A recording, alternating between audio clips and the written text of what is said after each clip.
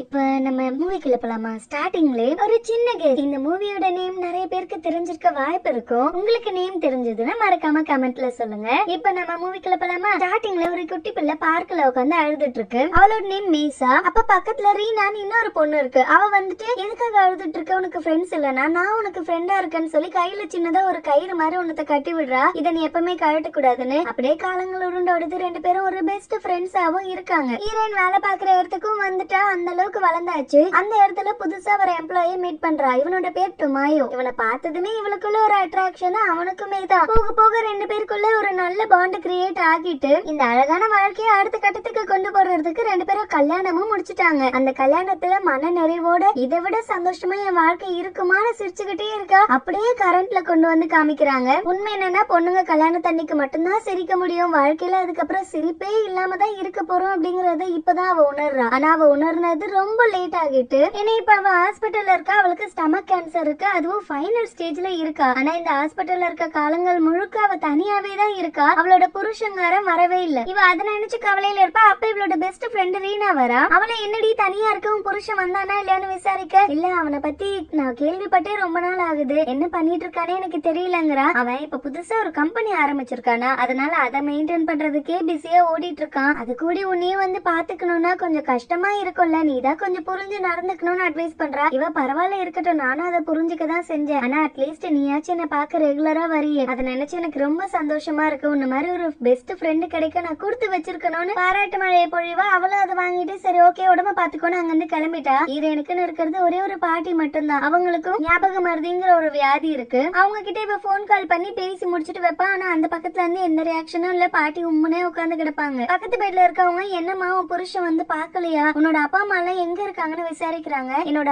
அப்பா அம்மா ரெண்டு பேருமே உயிரோட இல்ல. அம்மா நான் சின்ன பிள்ளையா இருக்கும் போதே இதே ஸ்டமக் கேன்சர்னால தான் இறந்து போனாங்க. அதே விதி எனக்கும் வரணும் அப்படிங்கறது நான் துளி கூட ஆசைப்படாத ஒரு விஷயம். அதனாலதான் சீக்கிரம் ரெக்கவர் ஆகணும்னு யோசிச்சுக்கிட்டு இருக்கேன். இன்னைக்கு இன்னொரு சந்தோஷமான விஷயமும் என் வாழ்க்கையில இருக்குன்னு சொல்லி அவ வெளியில போறதுக்கான பெர்மிஷன் லெட்டர் காமிக்கிறா. இவளோட இன்சூரன்ஸ் திடீர்னு புருஷங்கர ஸ்டாப் பண்ணி வச்சிருக்கான். அதை பத்தி விசாரிச்சுட்டு அப்படியே அவன் கூட கொஞ்சம் நேரத்தை செலவழிச்சிட்டு வரலான்னு சூப்பர் மார்க்கெட்டுக்கு போய் சில திங்ஸ் எல்லாம் வாங்கிட்டு டாக்ஸிக்காக காத்துட்டு கிடப்பா. ரொம்ப நேரமா காத்துட்டு இருக்க. இவ நேரமா என்னமோ அதுவும் வரல. இவளால ஒரு கட்டத்துக்கு மேல நிக்க முடியல. வயிறு வலி பின்னி எடுக்குது. பெயின் கில்லர் எடுத்துட்டு அப்படியே தரையோட உட்கார்ந்து கிடப்பா. அப்ப கரெக்டா ஒரு டாக்ஸி வருது. அவரே கதை ஓபன் பண்ணி விட்டு உள்ள வந்து ஏறி உட்காருமான்னு கூப்பிடுறாரு. இவ எங்க போகணும் ஏதுன்னா சொல்லல. அந்த டாக்ஸி பாட்டி இவ போக வேண்டிய இடத்துக்கு போயிட்டு இருக்கு. இவளும் அந்த டிரைவரோட முகத்தை எவ்வளவு பாக்கணும்னு முயற்சி பண்ணாலும் இவளால பாக்கவே முடியல. அவரும் நீ சொல்லணுங்கிற அவசியம் இல்லமா, எனக்கு ஆல்ரெடி தெரியும், அதனால நான் உன்ன ஒரு பெஸ்ட் ரூட்ல கூட்டு போறேன்னு ஒரு அழகான பாதையில கூட்டு போறாரு. அந்த பாதையே வித்தியாசமா இருக்கு. ஃபர்ஸ்ட் பனி பொழியுது, அதுக்கப்புறம் பூக்கள் நிறைய இருக்க இடமா இருக்கு, இலையுதிர் காலமா இருக்கு, ரொம்பவே வித்தியாசமா இருக்கு. அவளுக்கு ஒண்ணுமே புரியல. ஒருவேளை நம்ம தான் மாத்திரம் நிறைய எடுத்ததுனால மண்டை குழம்பி கிடக்குமான்னு கூட யோசிக்கிறா. இதுமே புரியலனாலும் ஆனா இந்த சூழ்நிலை இப்போதைக்கு ரசிக்க மட்டுமே செய்யறா. மனதுக்கு ஒரு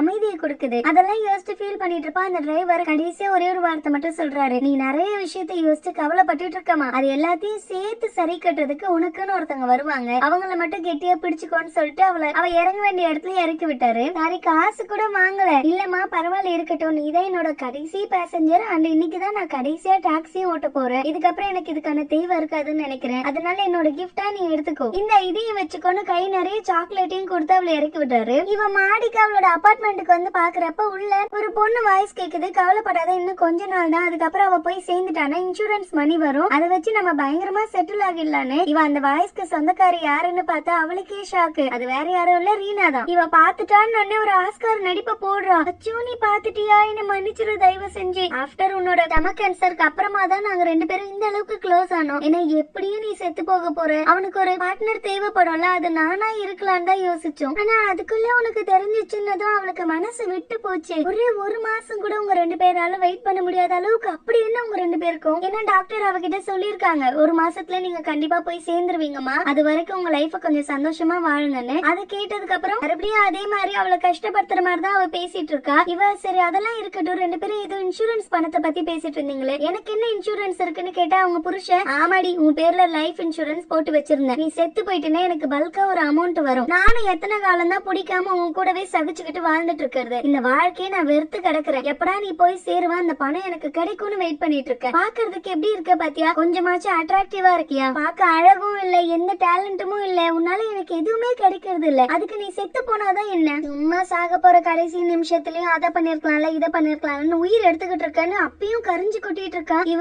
அந்த ஆள கூட விடுடி, நான் உன்னை எவ்வளவு நம்பினேன், ஏண்டி ரீனா எனக்கு போய் இப்படி ஒரு துரோகத்தை பண்ண, உன்னை தாண்டி வேற யாருக்கிட்ட நான் பேசிருப்பேனா, என் நம்பிக்கை எதுக்கடி உடைச்சனா, உடனே அவளோட டோனே மாறுது. உன்ன மாதிரி ஒரு நன்றி கெட்டவள நான் பார்த்ததே இல்ல தெரியுமா, சின்ன வயசுல இருந்து உன் கூட யாரும் ஃப்ரெண்டா இருக்க கூட விருப்பப்படல, நான் தான் ஏதோ பாவம் பார்த்து உங்ககிட்ட ஃப்ரெண்டா இருந்தேன், உனக்குன்னு எதனா ஸ்பெஷலான குவாலிட்டி இருக்கா, எதுவுமே கிடையாது, சொல்ல போனா உன் புருஷனுக்கே உன்னை பிடிக்காம தான் என் கூட சேர்ந்து சீட் பண்ணிட்டு இருக்கான், அப்போ உன்னோட குவாலிட்டி என்னங்கறத நீயே யோசிச்சு பாக்கலாம்ல அப்படின்னு சொல்றா. இவ இதுக்கு மேலே உங்க ரெண்டு பேரையும் நான் சும்மா விட போறது இல்ல, இந்த நிமிஷமே போற இன்சூரன்ஸ் கம்பெனிக்கு நானே இன்ஃபர்மேஷன் கொடுக்குறேன், நான் செத்தாலுமே அந்த பணத்தை என்னோட பாட்டி பேர்ல போடுங்க, தயவு செஞ்சு என் புருஷன் பேர்ல மட்டும் போட்டுறாதீங்கன்னு நான் சொல்லல, அப்புறம் வச்சுக்கிறேன் உங்க ரெண்டு பேரும் சொல்லிட்டு அங்க இருந்து கிளம்புறா. இவன் சாக போற நேரத்துல கழுத சும்மா இருக்காளா பாருன்னு அவகிட்ட போய் மல்லு கட்டிட்டு இருக்கான். அவ பேக் எல்லாம் கீழே விழுது, அதுல ஒரு லெட்டர் எழுதி வச்சிருக்கா, இந்த ரெண்டு கேடு கிட்ட கழிச்சடுங்களுக்கும் என் லைஃப்ல கிடைச்ச பெஸ்ட் கிஃப்ட்னா நீங்க தான், உங்களை மாதிரி ஒரு ஹஸ்பண்ட் எல்லாருக்கும் கிடைச்சிட்டா எந்த பிரச்சனையுமே இருக்காது, எனக்கு உங்களை அவ்வளவு பிடிக்கும்னு கூடவே மீசாக்கும், உன்ன மாதிரி ஒரு ஃப்ரெண்ட் கிடைச்சாலும் எந்த பிரச்சனையும் இல்ல, லைஃப் ரொம்ப சந்தோஷமா இருக்கும்னு வேற எழுதி வச்சிருக்கா. இப்ப அதை யோசிச்சு இந்த கேவலம் எடுத்தவங்களுக்கு இந்த லெட்டர் ஒண்ணுதான் கேடு, சும்மாவே விடக்கூடாதுன்னு மனசுல நினைச்சுக்கிட்டு இருப்பா. ஆனா அவன் அவளை போக விடாம அப்படியே பிடிச்சு வச்சுட்டே இருக்கா. ஏன் உயிர் எடுத்துட்டு இருக்க, சொல்ற பேச்சு கேளு, அமைதியா இருன்னு வந்துட்டா வில்லி. அதுக்குள்ள உனக்கு ஏன் நாங்க சொல்றது புரியவே மாட்டுது, நீ புரிஞ்சுக்க வேண்டிய நேரம் வந்துருச்சுன்னு நினைக்கிறேன்னு ஒரு வில்லி மாதிரி ஒரு சிரிப்பை சிரிச்சு அவளை அங்க இருந்து கீழே தள்ளி விட்டா. அடுத்த நிமிஷம் ஐயோ இந்த பொண்ணு ஏன் இப்படி கீழே விழுந்துட்டான்னு நடிக்க ஆரம்பிச்சுட்டா. கண்ணு மூடுற அந்த கடைசி நிமிஷத்துலயும் என் வாழ்க்கையில நடந்த ஒரு ஹாப்பி மூமெண்ட் கூட என்னால யோசிச்சு பார்க்க முடியல, ஏன்னா எல்லாமே முழுக்க முழுக்க பொய்யாலே நிரம்பி கிடக்கு. புருஷங்காரன் இவளுக்கு மெடிக்கலுக்கு வச்சிருந்த காசை எங்க அம்மா கேக்குறாங்கன்னு எடுத்து கொடுத்துட்டான். அண்ணன் எப்ப சாமா தின்னு எப்ப காலியாவுன்னு காத்திருந்த மாதிரி அந்த கம்பெனில இருந்தவங்க இவ மெடிக்கல் லீவுக்கு போற அந்த நிமிஷமே இவளோட சீட்லயே கூட்டிட்டு வந்து ரீனாவை உட்கார வச்சாங்க. இப்படி ஒவ்வொரு நிமிஷமுமே நான் இல்லாம இருக்கிறது மட்டும்தான் மத்தவங்களுக்கு நல்லதுன்னு எல்லாருமே யோசிச்சுக்கிட்டே இருந்திருக்காங்க. எனக்கான வாழ்க்கை அவ்வளவுதான், எல்லாரோட பொய்யிலே முடிஞ்சிருச்சுன்னு கண்ணை மூடுற அடுத்த நிமிஷம் மறுபடியும் கண்ணை திறக்கிறா. அதுவும் ஆபீஸ்ல இவளுக்கு ஒண்ணுமே புரியல. எதிரில பார்த்தா இவளோட சீனியர் ஒரு அக்கா இருக்காங்க. இந்த அக்கா ரொம்ப நாள் முன்னாடியே கம்பெனியை விட்டு போயிட்டாங்க. ஆனா இப்ப அவங்க முகத்துல முழிக்கிறமே என்ன அர்த்தம் இதுக்கு அப்படின்னு குழம்பிட்டே இருக்கா. இதுக்கான ஆன்சர் நம்ம வெளில போனாதான் கிடைக்கும். அங்க இருந்து வெளியில வரலான்னு வருவா. லிஃப்ட்ல இவளோட பாய் ஃப்ரெண்ட் வெயிட் பண்ணிட்டு இருக்கா. ஆனா ஹேர் ஸ்டைல் எல்லாம் கம்ப்ளீட்டா மாறி இவ ஃபர்ஸ்ட் டைம் எப்படி பார்த்தாலும் அந்த மாதிரி இருக்கா. இவளை பார்த்ததும் வந்து கைய பிடிக்கலான்னு வரா. இவளுக்கு நாதாரி பையன் இப்ப கைய பிடிக்கிறானோ அப்படின்னு அவனை அடிச்சு கொள்ளணும் போல கோவம் வந்தாலும் இப்போதைக்கு பயத்துல அங்கிருந்து தெரிச்சு ஓட மட்டும் தான் யோசிக்கிறா. லிஃப்ட் விட்டு வெளியில வந்தா வாசல்ல ரீனா நின்னுட்டு இருக்கா. அவளும் எப்பயும் போடுற அதே நல்ல விஷயத்தையே போடுறா. ஆனா அவளையும் கண்டுக்காம இவ ரோட்டுக்கே வந்துட்டா. ரோட்ல வரும்போதெல்லாம் அதே யோசனையாவே இருக்கு, நம்ம தான் மாடியில இருந்து விழுந்து செத்துட்டோமே, இப்ப மறுபடியும் அப்படியே ரோட்ல நடமாடிட்டு இருக்கோம், ஒருவேளை கணா எதனா கண்டுட்டு இருக்கோம்னு சுத்தி முட்டி பாத்துட்டு இருக்கப்ப ஒரு கடையில ஒலிம்பிக்கான நோட்டீஸ் ஒட்டி இருப்பாங்க. அதுல 2015 ஒலிம்பிக்ஸ்னு போட்டிருக்கு. 2015 நம்ம எப்படி 10 வருஷம் முன்ன கூடி வந்திருப்போம், அதுக்கு வாய்ப்பே இல்லையேன்னு அதே யோசிச்சுக்கிட்டே நடந்துட்டு இருப்பா. அப்பதான் கண்ணாடியில அவளோட முகத்தை பாக்குறா. 10 வருஷத்துக்கு முன்னாடி அவளோட முகம் எப்படி இருந்துச்சோ அதே மாதிரியே மாறி இருக்கு. இப்பதான் இவளால நம்ப முடியுது, உண்மையாவே கடவுள் நம்மளுக்கு மறு வாய்ப்பு கொடுத்திருக்காரு, இதை நம்ம யூஸ் பண்ணிக்கணும் அப்படின்னு ஃபர்ஸ்ட் ஓடுதான் செய்யறா. ஏன்னா ஒன்ஸ் ஹெல்த்துக்குன்னு ஒரு ஆபத்து வர வரைக்கும் நம்மளுக்கு அதோட அருமை தெரியாது. இப்ப நான் கேன்சர் இல்லாமலும் இருக்கேன், கூடவே ரொம்ப ஹெல்த்தியாவும் இருக்கேன் அப்படிங்கிற சந்தோஷத்திலே ஓடி ஆடி விளையாடிக்கிட்டு இருக்கா. அப்பதான் பசியை எடுக்க ஆரம்பிச்சதும் கடைக்கு போய் இருக்க எல்லா டிஷ்ஷையும் ஆர்டர் பண்ணி ரசிச்சு ருசிச்சு சாப்பிடுறா. இப்படி ஒரு மூமெண்ட் கிடைக்காம எவ்வளவு கஷ்டப்பட்டோங்கிறத இப்ப உணர்றா. அப்ப கரெக்டா அந்த சீனியர் அக்கா கால் பண்றாங்க.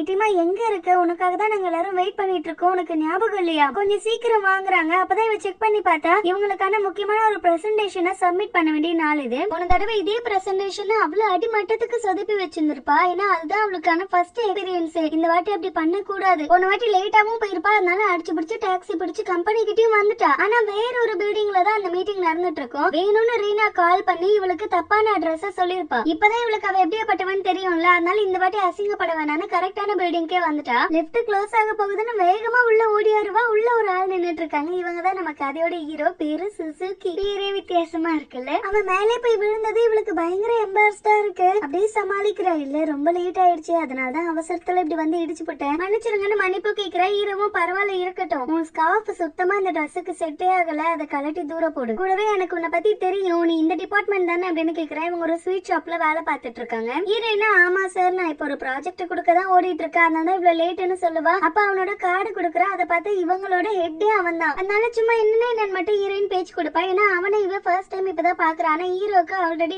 அங்கிட்ட இங்கிட்ட ஓடுறப்ப பார்த்து பழக்கம் இருக்கு போல. அதுக்கப்புறம் லிஃப்ட் ஓபன் ஆகி இவளும் பிரசன்டேஷன் கொடுக்கவும் வந்துட்டா. ஆனா இந்த வாட்டியும் போன வாட்டி மாதிரியே பயங்கரமா சொதப்பி இவளுக்கே ஒரு மாதிரி அவமானமா இருக்கு. எல்லாரும் எதிர்க்கும் மானம் போச்சு மரியாதை போச்சுன்னு இவ ஃபீல் பண்ணிட்டு வந்து உட்காந்துருப்பா. அப்பதான் அழகி தேவி வருது. நீ சாரி, நான் தெரியாம மாத்தி அட்ரஸ் கொடுத்துட்டேன், நீ தப்பா ஏதோ நினைச்சுக்காதேன்னு. எனக்கு தெரிய போன வாட்டி சரி பாவம் ஏதோ தெரியாம பண்ணிருப்பான்னு நினைச்சு பரவாயில்ல இருக்கட்டும் விடு, நீ என்ன பண்ணுவ, ஏதோ குழப்பத்துல கொடுத்திருப்பேன்னு சொல்லிருப்பா. ஆனா இப்ப பெருசா கண்டுக்காம இட்ஸ் ஓகே பரவாயில்ல அப்படின்னு மட்டும் சொல்லிட்டு அங்கிருந்து எழுந்து போயிட்டா. அதுக்கப்புறமா அதுகிட்ட நின்று பேசுறது கூட அவளுக்கு விருப்பமே இல்ல. அவளோட பழைய மெமரிஸ கொஞ்சம் திரும்பி பார்க்கணும்னு அவளுக்கு ஆசை வந்துருச்சு. அவ சின்ன பிள்ளையா இருக்கிறதுல இருந்து அவங்க அப்பா கூட ஒரு ஸ்வீட் ஷாப்க்கு வருவா. அவளுக்கு அவங்க அப்பாவுக்குமான நிறைய மெமரிஸ் அந்த இடத்துல அடங்கி இருக்கு. இப்ப அவரோட ஞாபகத்தமா தான் அந்த இடத்துக்கு வர. அப்பதான் இவளுக்கு ஒரு விஷயம் ஸ்ட்ரைக் ஆகுது. அந்த டாக்ஸி டிரைவர் பாக்குறதுக்கு அப்படியே நம்ம அப்பா மாதிரியே இருந்தார்ல, அவரும் இந்த மாதிரிதான் எப்பவுமே இவளுக்கு ஸ்வீட்ஸ் கொடுத்துட்டே இருப்பாரு. அவரும் ஒரு டாக்ஸி டிரைவர் தான். அப்ப நம்ம அப்பா தான் மறுபடியும் நம்மளுக்கு ஒரு வாய்ப்பை ஏற்படுத்தி கொடுத்திருக்காரு. இந்த வாட்டி உண்மையாவே நான் வாழணும்னு ஆசைப்பட்டதுனாலதான் எனக்கான கரெக்டான ஒரு பாதையை சூஸ் பண்றதுக்கு மறு வாய்ப்பு கிடைச்சிருக்கு. இதையும் நான் தேவையில்லாம வீணடிக்க கூடாதுன்னு மனசுக்குள்ளே ஒரு உறுதிமொழி எடுத்துக்கிட்டு வீட்டுக்கு வந்து பாக்குறா. இவளுக்கு இன்னொரு சந்தோஷமான விஷயம் என்னன்னா, அவங்க பாட்டிக்கு இப்ப அந்த மெமரி லாஸ் பிரச்சனை இல்ல. அதனால இவளுக்கு கால் பண்ணி சாப்பிட்டியாடாமா, உடம்ப பாத்துக்கோன்னா நல்லா பேசுறாங்க. இவ கண்ணாடியில அவளோட முகத்தை பாத்துட்டு இருக்கா. 10 வருஷம் குறைஞ்சா எவ்வளவு அழகா இருக்கேன், இது எல்லாத்தையும் நான் தான் வீண் அடிச்சுட்டு பாத்துட்டு இருப்பா. அப்பதான் அவளுக்கு அந்த விஷயம் ஸ்ட்ரைக் ஆகுது. ஹீரோ சொன்னானே இந்த ஸ்கார்ஃப் நல்லா இல்ல, அதை கழட்டி போடுன்னு. உண்மையாவே அது நல்லா இல்லையான்னு பாக்கும்போது இவளுக்கு ஒரு விஷயம் ஞாபகம் வருது. அத ரீனா உனக்காக நான் பிஸா தேடி கண்டுபிடிச்சு கொண்டு வந்தேன், நீ போட்டா அம்புட்டு அழகா இருக்கும் அந்த ஸ்கார்ஃப்னு அவ்வளவு ஆசையா கொடுத்திருக்கா. அவ கொடுத்திருக்கானா அது நல்ல ரீதியில இருக்கும். அதை இப்பதான் உணர்றா. இவளே இவளோட பாய் ஃப்ரெண்ட் பேசிக்கிட்டு ஆரம்பிச்சதுக்கு அப்புறம் இதுதான் ஃபர்ஸ்ட் டைம் இவ ஒரு டேட்டுக்கு போக வேண்டியதா இருந்துச்சு. அந்த டேட்டுக்கு ரீனாவும் கூட தொத்திக்கிட்டு வருது. ஏன்னா ஹீரோயின் பாய் ஃப்ரெண்டோட ஃப்ரெண்ட் ஒரு பையன் வரான், அவன் கூட எனக்கு செட் ஆகுற மாதிரி இருக்குன்ற ஏதோ சாக்கு சொல்லிதான் இவங்க கூட வருது. இப்பதான் நிறைய விஷயத்த இவ நோட் பண்ண ஆரம்பிக்கிறா. என்னன்னா எப்பவுமே இவளை பத்தி பேசுறது ஒரு மாதிரி தரந்தாழ்த்தி அப்படியே சிரிச்சுக்கிட்டே, நான் இவளோட பெஸ்ட் ஃப்ரெண்டு, என்ன தாண்டி இவளுக்கு யாரு நல்லது கிட்டதெல்லாம் சொல்லுவா, அதனாலதான் நான் இப்படி சொல்லிட்டு இருக்கேன் அப்படின்னு சிரிச்சே சமாளிக்கிறா. ஆனா அவ சொல்ற அந்த கேவலமான ஜோக்குக்கு கூட இவளோட பாய் ஃப்ரெண்ட் உட்பட சிரிக்க ஆரம்பிக்கிறா. அவளை பத்தி நீ இப்பெல்லாம் பேசாதன்னு சப்போர்ட்டுக்கு நிக்காம இவ்வளவு பேச்சு பேசிட்டு எனக்கு அவளை ரொம்ப பிடிக்கும், அவளை ஸ்கூல்ல எல்லாம் புள்ளி பண்ணிருக்காங்க, நான் தான் அப்ப நடுவுல புகுந்து காப்பாத்தினா, அந்த அளவுக்கு எனக்கு அவனா உயிரன்னு சொல்லி ஈரன் மேல சாயும். ஈரனுக்கு அப்படியே ஒரு வித அருவருக்கத்தக்க ஒரு மிருகம் நம்ம மேல சாஞ்சு அப்படி இருக்கும். அப்படி ஒரு ஃபீல் வந்து டக்குன்னு உதறி விட்டு எழுந்திருக்கிறா. அங்க அப்பதான் வெயிட்டர் ட்ரிங்க்ஸ கொண்டு வந்திருப்பாரு. அந்த ட்ரிங்க்ஸ் எல்லாம் இவ மேல கொட்டிட்டு இவ ரெஸ்ட் ரூம்ல போய் கிளீன் பண்ணிட்டு இருப்பா. அங்கேயும் வந்துட்டு நீ பாத்து வர மாட்டியா, கண்ணு என்ன பொடனையிலயா இருக்கு, நீ கொஞ்சம் கேர்லெஸ்ஸா தான் இருக்க, ஆனா அந்த வெயிட்டர்ஸ் மேலயும் தப்பு இருக்கு, நீ கஸ்டமர் கம்ப்ளைண்ட் பண்ணுங்கா. ஹீரோயின் இந்த வாட்டி என் மேலயும் தப்பு இருக்கு, அதனால அவர்கிட்ட நான் தான் சாரி கேட்கணும், அப்ப போன வாட்டி நடந்ததோ அப்படியே நடக்குதோ அப்படின்னு சொல்லி வெளிப்படையாவே சொல்றா. போன வாட்டி இதே மாதிரிதான், அப்ப அந்த மாதிரி எல்லாம் உதறி விட்டு எழுந்திருக்காம இவ ரெஸ்ட் ரூம் போகணும்னு எழுந்திருப்பா. அந்த ட்ரிங்க்ஸ் மேல கொட்டுது. அதை இவ நோட்டீஸ் பண்ணிட்டா, நடந்த விஷயங்கள் ரிப்பீட் ஆகிட்டே தான் இருக்குன்னு. இதுல ஹீரோயினை ஃபோர்ஸ் வேற பண்றா. அந்த டொமையோ கொஞ்சம் மொக்கதான், ஆனா இருந்தாலும் நீ அவனை சீக்கிரமே கல்யாணம் பண்ணிக்கோ, கல்யாணத்துக்கு அப்புறம் அவன் திருந்துடுவான்னு நினைக்கிறேன், இனி எவ்வளவு நாள் தான் டேட் மட்டும் பண்ணிட்டே இருக்கலாங்கிற முடிவுல இருக்கீங்க. நானே ஆள்கிட்ட சொல்லிட்டேன், சீக்கிரமே நம்ம 2 பேரும் ஒரே மேடையிலே கல்யாணம் பண்ணிக்கலாம், ஒன்னா குழந்தை பெத்து அதுங்க ஒன்னா வளர்ந்து அதுங்களுக்கு கல்யாணம் பண்ணி கடைசியில நம்ம 2 பேரும் புருஷன் மண்டைய போட்டதுக்கு அப்புறம் நீ நானும் கட்டையில போற வரைக்கும் ஒன்னா ஃப்ரெண்ட்ஸாவே இருக்கலாம்னு அப்படியே வாழைப்பழம் மாதிரி பேசுறா. ஒரு நிமிஷம் ஹீரோயினே ஷாக் ஆகுறா. இவ பேசுறதெல்லாம் யாரு கேட்டாலும் டக்குன்னு நம்பிடுவாங்க, இவளுக்கு நம்ம மேல இந்த அளவுக்கு பாசமான எவ்வளவு அழகா மைண்ட் கேம் பண்ணிட்டு இருக்கா. அதுக்கப்புறம் வெளில வந்து மேட்ச் பாத்துட்டு இருப்பாங்க. போன தடவை இதே மேட்ச் ஓடிட்டு இருக்கப்பதான் இவளுக்கு ப்ரப்போஸ் பண்ணி கல்யாணம் பண்ணிக்கலான்னு கேட்பான். இவனும் ஓகே சொல்லிருப்பா. இப்பயும் அதே மாதிரி ஜெயிச்சதுக்கு அப்புறம் எல்லா டைலாக்ஸும் சொல்லி ஹீரோயினுக்கு கிஸ் குடுக்கலான்னு வருவான். பக்கத்துல இந்த ரீனாவோட பாய் ஃப்ரெண்டும் அந்நேரத்துக்கு திரும்புவானா. இவ கீழே குனிஞ்சிடறா, அவனுங்க 2 பேரும் கிஸ் பண்ணிக்கிறானுங்க. அவ்வளவுதான், இதுதான்டா எப்பா சான்ஸ் அங்க தெரிச்சு வெளில ஓடிட்டா. நெக்ஸ்ட் டே ஆபீஸ்க்கு வந்த அப்புறம் அவங்க 2 பேரும் எப்படி ரிவெஞ்ச் எடுக்கிறது, நம்ம லைஃப்ல என்னென்னைக்கெல்லாம் முக்கியமான விஷயங்கள் நடந்திருக்கு, அதெல்லாம் எப்ப நம்ம மாத்துறதுன்னு அதெல்லாம் நோட் பண்ணிக்கிட்டே இருப்பா. எப்படின்னா இவங்க 2 பேருக்கு ரிவெஞ்ச் எடுத்தே ஆகணும், அது மோசமா இருக்கணும், மறுபடியும் இந்த மாதிரி தப்பு பண்றதுக்கு அவங்க யோசிக்க கூட முடியாத அளவுக்கான ரிவெஞ்சா இருக்கணும் தான் யோசிக்கிறா. ஆனா அது எப்படின்னு தான் அவளுக்கு தெரியல. மைண்ட் முழுக்க சுத்தி முத்தி இத பத்தியே ஓடிக்கிட்டு இருக்கா. அதனால அவ ஒரு ஹாட் கெட்டில் பக்கத்துல தான் நின்னுட்டு இருக்கா. அது இன்னும் கொஞ்ச நேரத்துல வெடிக்க போகுது, அதுவே மறந்து போய் நின்னுட்டு இருக்கா. கரெக்டா அந்த நேரத்துக்கு ஹீரோ வந்து அந்த கெட்டில ஜஸ்ட் மிஸ்ல தட்டி விட்டான். அதனால அவன் கையில காயமாகிட்டு இவ அவனை கூப்பிட்டு போயிட்டு தண்ணி கிட்ட நிக்க வச்சு என்ன மன்னிச்சிருங்க நான் வேணும்னு பண்ணல, அது ஏதோ ஒரு யோசனையில இருந்துட்டேன்னு சொல்றப்ப ஹீரோ கொஞ்ச நேரம் நான் லேட்டா வந்திருந்தாலும் அது வெடிச்சு உன் மேல ஃபுல்லா தண்ணி செதறி இருக்கும், பார்த்து பத்திரமா இரு, இன்னொரு வாட்டி இந்த மாதிரி அஜாக்கிரதா இருக்காதுன்னு சொல்லி வான் பண்றான். இவளுக்கு ஒரே குழப்பம், கரெக்டான சமயத்துல ஹீரோ எப்படி வந்து என்ன காப்பாத்தினா, அவனுக்கு முன்கூட்டியே இப்படி நடக்க போகுதுன்னு தெரிஞ்சிருக்கா, இல்லனா எதர்ச்சியா நடந்ததா கூட இருக்கலாம், நம்ம தான் ஓவர் ரியாக்ட் பண்ணிட்டு இருக்கோம் போலன்னு சொல்லி அதை அப்படியே விட்டுட்டா. ஹீரோவா நீ வேலைக்காக மாட்ட கூட என் கையில நானே வச்சுக்கிறேன்னு சொல்லி அந்த ஐஸ் கட்டி வாங்கிட்டு அங்க இருந்து கிளம்புறா. இவ ஐயோ நம்ம ஹாஸ்பிட்டல் வேணா போலாமான்னு பின்னு கூட வர. நீ என்ன பண்ணணும்னு ட்ரை பண்ணிட்டு இருக்க? எனக்கு ஒண்ணுமே புரியல. இந்த கம்பெனிக்குள்ளேயும் சரி வெளியும் சரி நான் உன்னை பாத்துட்டு தான் இருக்கேன். சம்பந்தமே இல்லாம எல்லார் வேலையும் தாத்தால தானே தூக்கி போட்டு உட்காந்துக்கிற. நீ இதனால என்ன நிரூபிக்க ட்ரை பண்ணிட்டு இருக்க? நான் ரொம்ப ஹார்ட் ஒர்க்கிங், மத்தவங்களுக்கு ஹெல்ப் பண்றதுக்கு விழுந்து கட்டிட்டு ஓடி வருவேன் அப்படி இப்படின்னு உன்னை பத்தி பயங்கர உயர்வா மத்தவங்க நினைப்பாங்கன்னு யோசிச்சுக்கிட்டு இதெல்லாம் பண்ணிட்டு இருக்கேன்.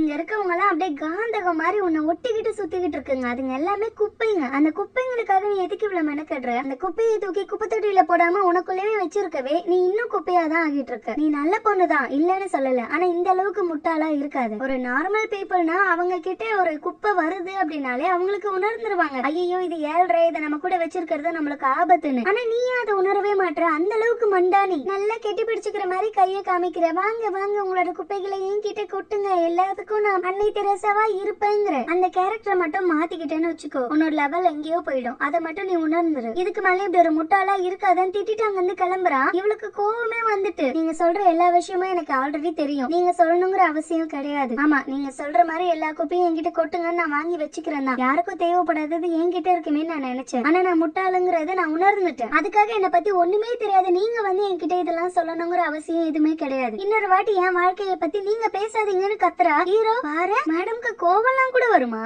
ஆனா என்ன கேடுனா அந்த கோவம் கரெக்டான பர்சன் கிட்ட தான் போய் சேராது. உன் வாழ்க்கையில சந்தோஷமே இருக்க கூடாதுன்னு நினைக்கிறவங்க எல்லாருக்கும் நீ வழி வகுத்து கொடுப்ப. ஆனா நீ சந்தோஷமா இருக்கணும்னு யோசிக்கிற என்கிட்ட நீ கோவப்படுறல. எனக்கு தேவை நீ சந்தோஷமா இருக்கணும், அது மட்டும் தான். இந்த இதை வச்சுக்கொண்டு ஒரு சாக்லேட்டை கொடுத்துட்டு சின்ன பிள்ளையில இந்த சாக்லேட்டை வாயில வச்சுக்கிட்டு நீ ரொம்ப சந்தோஷமா சிரிப்ப. அந்த சிரிப்பை நான் பார்த்தே ரொம்ப நாள் ஆகுது. அதுக்காக தான் நான் மறுபடியும் உனக்கு ஞாபகப்படுத்துறேன், நீ யாருங்கிறத ஃபர்ஸ்ட் நீ உணருன்னு சொல்றான். இவளுக்கு இப்ப கில்ட்டியா இருக்கு. அச்சச்சோ அவசரப்பட்டு அந்த மனுஷனை அம்புட்டு திட்டி புட்டமேனு மன்னிச்சிருங்க டைரக்டர்னு அவங்க கிட்ட அவ்வளவு கோவப்பட்டிருக்க கூடாது, என் மேலதான் தப்புன்னுவா. இல்ல பரவாயில்ல இருக்கட்டும், நீ ஹாப்பியா இரு, அதுவே போதும்னு சொல்லிட்டு அங்க இருந்து கிளம்பிட்டான். அன்னைக்கு நாள்ல இவளோட பாய் ஃப்ரெண்ட் இவளுக்கு ப்ரப்போஸும் பண்ணிருக்க நாள் அந்த ரிங்கே நம்ம தூண்டுருக்கு ஒரு ஃபிளவர் கூட வச்சு கொடுக்கல. என்ன நீ கல்யாணம் பண்ணிக்கிறான்னு கேக்குறான். இவளும் அந்த சின்ன ரிங்குக்கு அவ்வளவு எக்ஸைட்டட் ஆகி ஐயோ நான் உங்களை கல்யாணம் பண்ணிக்க கொடுத்து வச்சிருக்கணும்னு ஆடி இருப்பா. இப்ப இவளால ஒரு விஷயத்த உணர முடியுது, அவளுக்கான விதியை வேற யாருக்குன்னா மாத்தி விட்டு ஆகணும், இல்லனா கண்டிப்பா அந்த விதி இவளுக்கு நடந்தே தீரும். அப்படி ஒரு கட்டாயமான மறுவாழ்வு தான் கிடைச்சிருக்கு.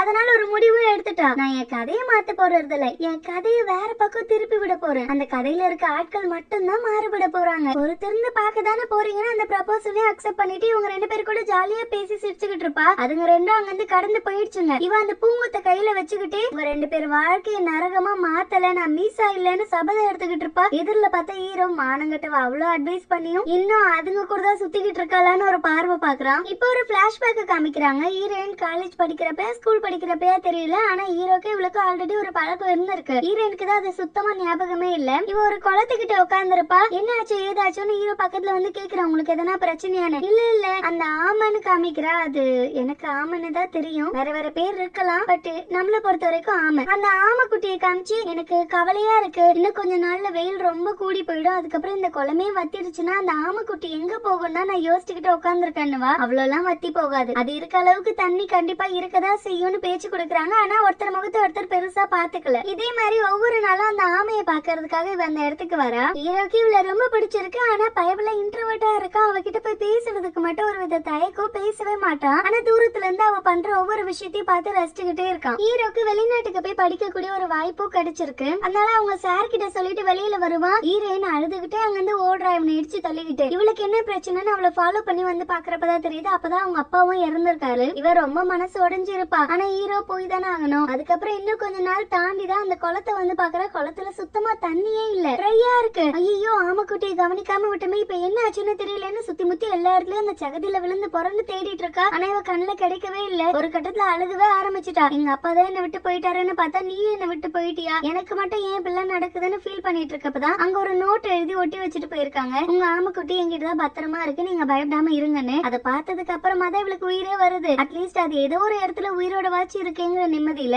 இந்த எல்லா நிகழ்வுகள்லயுமே இவ ஹீரோவை சரியா பார்க்கவே கிடையாது. இப்ப வரைக்கும் அவர் ஹீரோ தான் அப்படிங்கறதே இவளுக்கு ஞாபகமே இல்ல. ஹீரோ இப்ப வரைக்கும் அந்த ஆமைக்குட்டியை வளர்த்துட்டு தான் இருக்கான். அதுவும் நல்லா வளர்ந்து விட்டு ஹீரோவோட மைண்ட் வாய்ஸ்ல சொல்லிக்கிட்டு இருக்கான், நீ என்ன ஒரு 8 ஏர் எடுத்து கூட பார்த்தது கிடையாது, ஆனா என்னோட எல்லா இடத்துலயுமே நீ இருந்திருக்க. காலேஜ் ஆகட்டும், நீ வேலை செய்ய இன்டர்ன்ஷிப்க்கு வந்த இடமாகட்டும், அதுக்கப்புறம் வேலையிலே ஆகட்டும், ஒவ்வொரு சூழல்லையுமே நான் உன்னை நோட் பண்ணிக்கிட்டே தான் இருந்திருக்கேன். ஒரு வாட்டியாச்சும் என்ன பாப்பன்னு நானும் காத்து காத்து கண்கள் பூத்தது மட்டும்தான் மிச்சம். கடைசி வரைக்குமே உன்னோட இந்த கதையில சின்ன கதை கதாபாத்திரம் கூட கிடைக்காம மனசு நொந்து போய் கிடந்தப்பதான் நீ ஏன் வாண்டடா வந்து என் மேல விழுந்த அந்த விஷயத்தையும் நான் உன்னோட ஸ்கார்ஃப் கன்றாவியா இருக்குன்னு சொல்லி சொதப்பி வச்சுட்டேன். ஆனால எனக்குள்ள அவ்வளவுக்குள்ள ஒரு சந்தோஷம். இது வரைக்கும் பேசவே பேசாத நீ முதல் தடவை என்கிட்ட பேசியிருக்க, எனக்காக அவ்வளவு துடிச்சிருக்கேன்னு அந்த மூமெண்ட் எல்லாம் அவன் யோசிச்சு பாத்துக்கிட்டே இருக்கான். அவ்வளவு லவ்வோட அவளை பாக்குறான். அத்தனை வருஷ கிரஷ் பொக்கிஷமா பாக்குற இவனை விட்டுட்டு குப்பை மாதிரி பாத்துக்கிற ஒருத்தனை சூஸ் பண்ணாலே அப்படிங்கிற கோவத்துலதான் நீ என்ன குப்பை தொட்டியா போற வர குப்பைங்க எல்லாம் சேர்த்துக்கிற அப்படி இப்படின்னு அவன் மனசு கஷ்டப்படுத்துற மாதிரி அப்பயாச்சும் அவளுக்கு புரியாதாங்கிற ஒரு ஏக்கத்துலதான் அந்த வார்த்தை எல்லாமே சொன்னது. இனிமேட்டாச்சும் புதுசா அவ வாழ்க்கை ஆரம்பிக்கட்டும், அதுக்காச்சும் நம்ம பிரார்த்திக்கலாம் அப்படின்னு அந்த ஆமா கிட்ட பேசிட்டு இருக்கான். இப்ப கரண்ட்ல காமிக்கிறாங்க. நெக்ஸ்ட் டே ஹீரோயின் ஆபீஸ் வரப்ப இவனும் எதிரில தான் வரான். ஹீரோயின் வணக்கம் வைக்கிற ஆனா ஹீரோ கண்டுக்காம அங்க இருந்து கடந்து போயிடுறான். இந்த விஷயத்த ரீனா சிலுக்கு நோட் பண்ணிட்டா. அவ ஹீரோயின் கிட்ட வந்து பாரு உனக்கு அவ்வளவு பெரிய ஹை ரேங்க்ல இருக்கவங்களா தெரியுதா, இப்படி அவ்வளவு பெரிய ஆளு உனக்கு தெரிஞ்சிச்சுன்னு கேக்குறா. ஹீரோயின் ஒன்னும் இல்ல, என்னோட கை அன்னைக்கு வெந்திருக்கும், அவர் தான் எனக்காக ஹெல்ப் பண்ணாரு, அதனால ஒரு மரியாதை நிமித்தமா வணக்கம் வச்சேன், வேற ஒன்னும் கிடையாதுங்கிறா. ஆமா ஆமா அவர் கண்டுக்காம போனப்ப எனக்கு புரிஞ்சிச்சு, அவரு டேஸ்ட் அளவுக்குலாம் நீ ஒருத்தர் இல்லடி, வணக்கம் வைக்கிறதுக்கு கூட அவரை யோசிக்கணும் தான். ஏன்னா கேள்விப்பட்டியா அவர் தான் இந்த கம்பெனியோட சேர்மேனோட பேரு, சிஇஓட புள்ள, அப்படி எப்படின்னு ஹீரோவை பத்தி கதையா அளந்துகிட்டு இருக்கா. அப்ப ஹீரோயின் பக்கத்துல இருக்க பிள்ளை பேரு மீக்கு. இந்த பிள்ளை உங்களுக்கு நான் ஒரு வேலை கொடுத்தேன், அந்த வேலையை முடிச்சிங்களா, போன வாரம் கொடுத்தது இப்ப வரைக்கும் இழுத்து அடிச்சுக்கிட்டு இருக்கீங்க, ஆனா அதை விட்டுட்டு கண்ட கண்ட கோசிப் எல்லாம் பேசிட்டு இருக்கீங்க, ஃபர்ஸ்ட் போய் அந்த வேலையை முடிச்சு கொடுங்கன்னு சொல்லி திட்டி அனுப்பி வைக்கிறா. ஹீரோயினா அங்க இருந்து சாப்பிடலான்னு எழுந்து வருவா. பாய் ஃப்ரெண்ட் வேற இன்னைக்கு ராத்திரி உன் வீட்டுக்கு வரட்டா அப்படின்னு ஆசையா அலைஞ்சுக்கிட்டு கேக்குறா. இவ அதை கண்டுக்காம சாப்பாடு வாங்கிட்டு போய் உட்காந்து சாப்பிட்டுட்டு இருக்கா. இவங்க அம்மாவை மீட் பண்ணணும், எங்க அம்மா கொஞ்சம் ஸ்ட்ரிக்ட், நீ பார்த்துதான் பேசணும்னு அதுக்கான இன்ஸ்ட்ரக்ஷன் எல்லாம் கொடுத்துட்டு இருப்பான். போன தடவையா அவங்க அம்மாக்காரி பெரிய சிலுக்கு ஓவரா பேசியிருப்பா. வேலைக்கு போறேன்னு வீட்டு வேலை எல்லாம் பார்க்காம இருக்க கூடாது, நீதான் வீட்டை பாத்துக்கணும், குழந்தைய பாத்துக்கணும், என் பிள்ளையும் பாத்துக்கணும்னு எல்லாத்தையும் இவ தலையிலே கட்டலாங்கிற முடிவுலதான் இருந்தா. அப்ப பேக்காண்டியா இருக்கவே எல்லாத்துக்கும் சரி சரின்னு ஒத்துக்கிட்டா. இப்ப உங்க அம்மாவையும் ஒரு வழி பண்ணாம விட மாட்டேன்டான்னு மனசுக்குள்ளே நினைச்சுக்கிட்டு இருக்கப்ப ரீனாவும் அந்த இடத்துக்கு வந்துட்டா. அவங்க ரெண்டு பேரையும் ஒன்னா உட்கார வச்சுட்டா. அதுங்க என்னமோ புருஷன் பொண்டாட்டி மாதிரி பேச்சு கொடுத்துக்கிட்டே இருக்குதுங்க.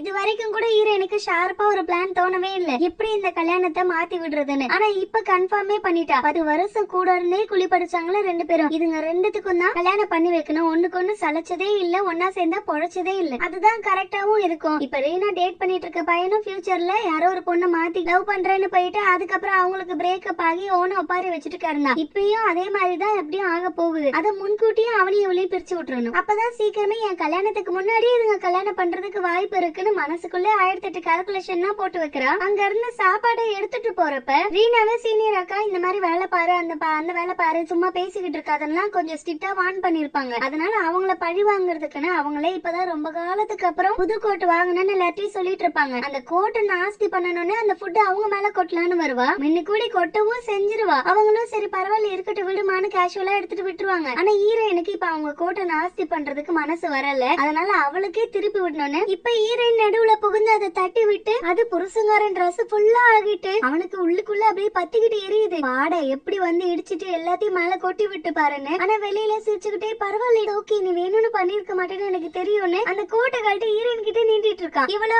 என்ன எதுக்கு என்கிட்ட நீட்டிட்டு இருக்கனா, இல்ல போயிட்டு அதை வாஷ் பண்ணி எடுத்துட்டு வா, அதுக்குதான் குடுக்குறேன்னு சொல்ல வர்றதுக்குள்ள இவ அது உன் கோட்டு தானே, அப்ப நீ தான் வாஷ் பண்ணிக்கணும், நான் வாஷ் பண்ண முடியாதுன்னு சொல்லி வெறப்பா பேசிட்டு அங்க இருந்து போயிட்டா. அவளுக்கு உள்ளுக்குள்ள அம்பட்டு சந்தோஷம். அதுவும் ஃபர்ஸ்ட் டைம் அவனை எதிர்த்து பேசிட்டேன். இந்த 10 வருஷத்துல பைபிளை இப்பதான் எதிர்த்து பேச ஆரம்பிச்சிருக்கேன், இன்னும் நிறைய பேசணும்னு எக்ஸைட் ஆயிட்டு அங்க இருந்து கிளம்பி போறா. இந்த வாட்டி ஹீரோ அவளை நின்னு பாத்துட்டு இருக்கான். அவ கண்ணுல இருந்து மறையிற வரைக்கும் பைபிளை வெறிச்சு வெறிச்சு பாத்துக்கிட்டு இருக்கான். பாத்ரூம்ல இருந்து யாரோ குரல் கொடுக்குறாங்க. இவளு என்னன்னு கேட்க அந்த பிள்ளைக்கு சொல்லவே ஏதோ தயங்கிட்டே இருக்கா. அதுல ஹீரோனே புரிஞ்சுக்கிட்டு அவளுக்கு நாப்கின் தான் தேவைன்னு போய் கொண்டு வந்து குடுக்குறா. அது வேற யாரும் இல்ல மீக்கு தான். அவ விழுந்து கட்டிட்டு தேங்க்யூ சொல்றா. வேற யாருமே ஹெல்ப் பண்ணல. அத்தனை பேர்கிட்ட நான் கேட்டேன், எல்லாருமே அவங்க பாட்டு கிளம்பி போயிட்டாங்க, ஆனா நீங்க மட்டும்தான் எனக்கு ஹெல்ப் பண்ணீங்க, ரொம்பவும் தேங்க்யூ. இந்த நன்றியே ஒரு நாள் இல்லைன்னா ஒரு நாள் நான் உங்களுக்கு ஹெல்ப் பண்ணி தான் தீர்த்துப்பேன். அது வரைக்கும் நம்ம ரெண்டு பேரும் நல்ல ஃப்ரெண்ட்ஸா இருப்போம், உங்களுக்கு ஓகேவானு கேட்க ஹீரோயினும் ஓகே சொல்லிட்டா. வழக்கமா இவ போற அந்த ஸ்வீட் ஷாப்கே வரா. அந்த இடத்துல ஆப்போசிட்ல ஹீரோ உட்கார்ந்துருக்கா. இவளை பார்த்ததும் அவனும் பேசலான்னு எழுந்து வரா. இவ இல்ல இது எதாச்சும் நடந்துச்சு, நான் ரெகுலராவே இந்த இடத்துக்கு வருவேன், உங்களுக்காக வந்தேன்னு தப்பா நினைக்காதீங்கன்னு சொல்லுவேன். அவனும் பரவாயில்ல ஓகேன்னு பேசிட்டு இருப்பான். அப்ப அங்க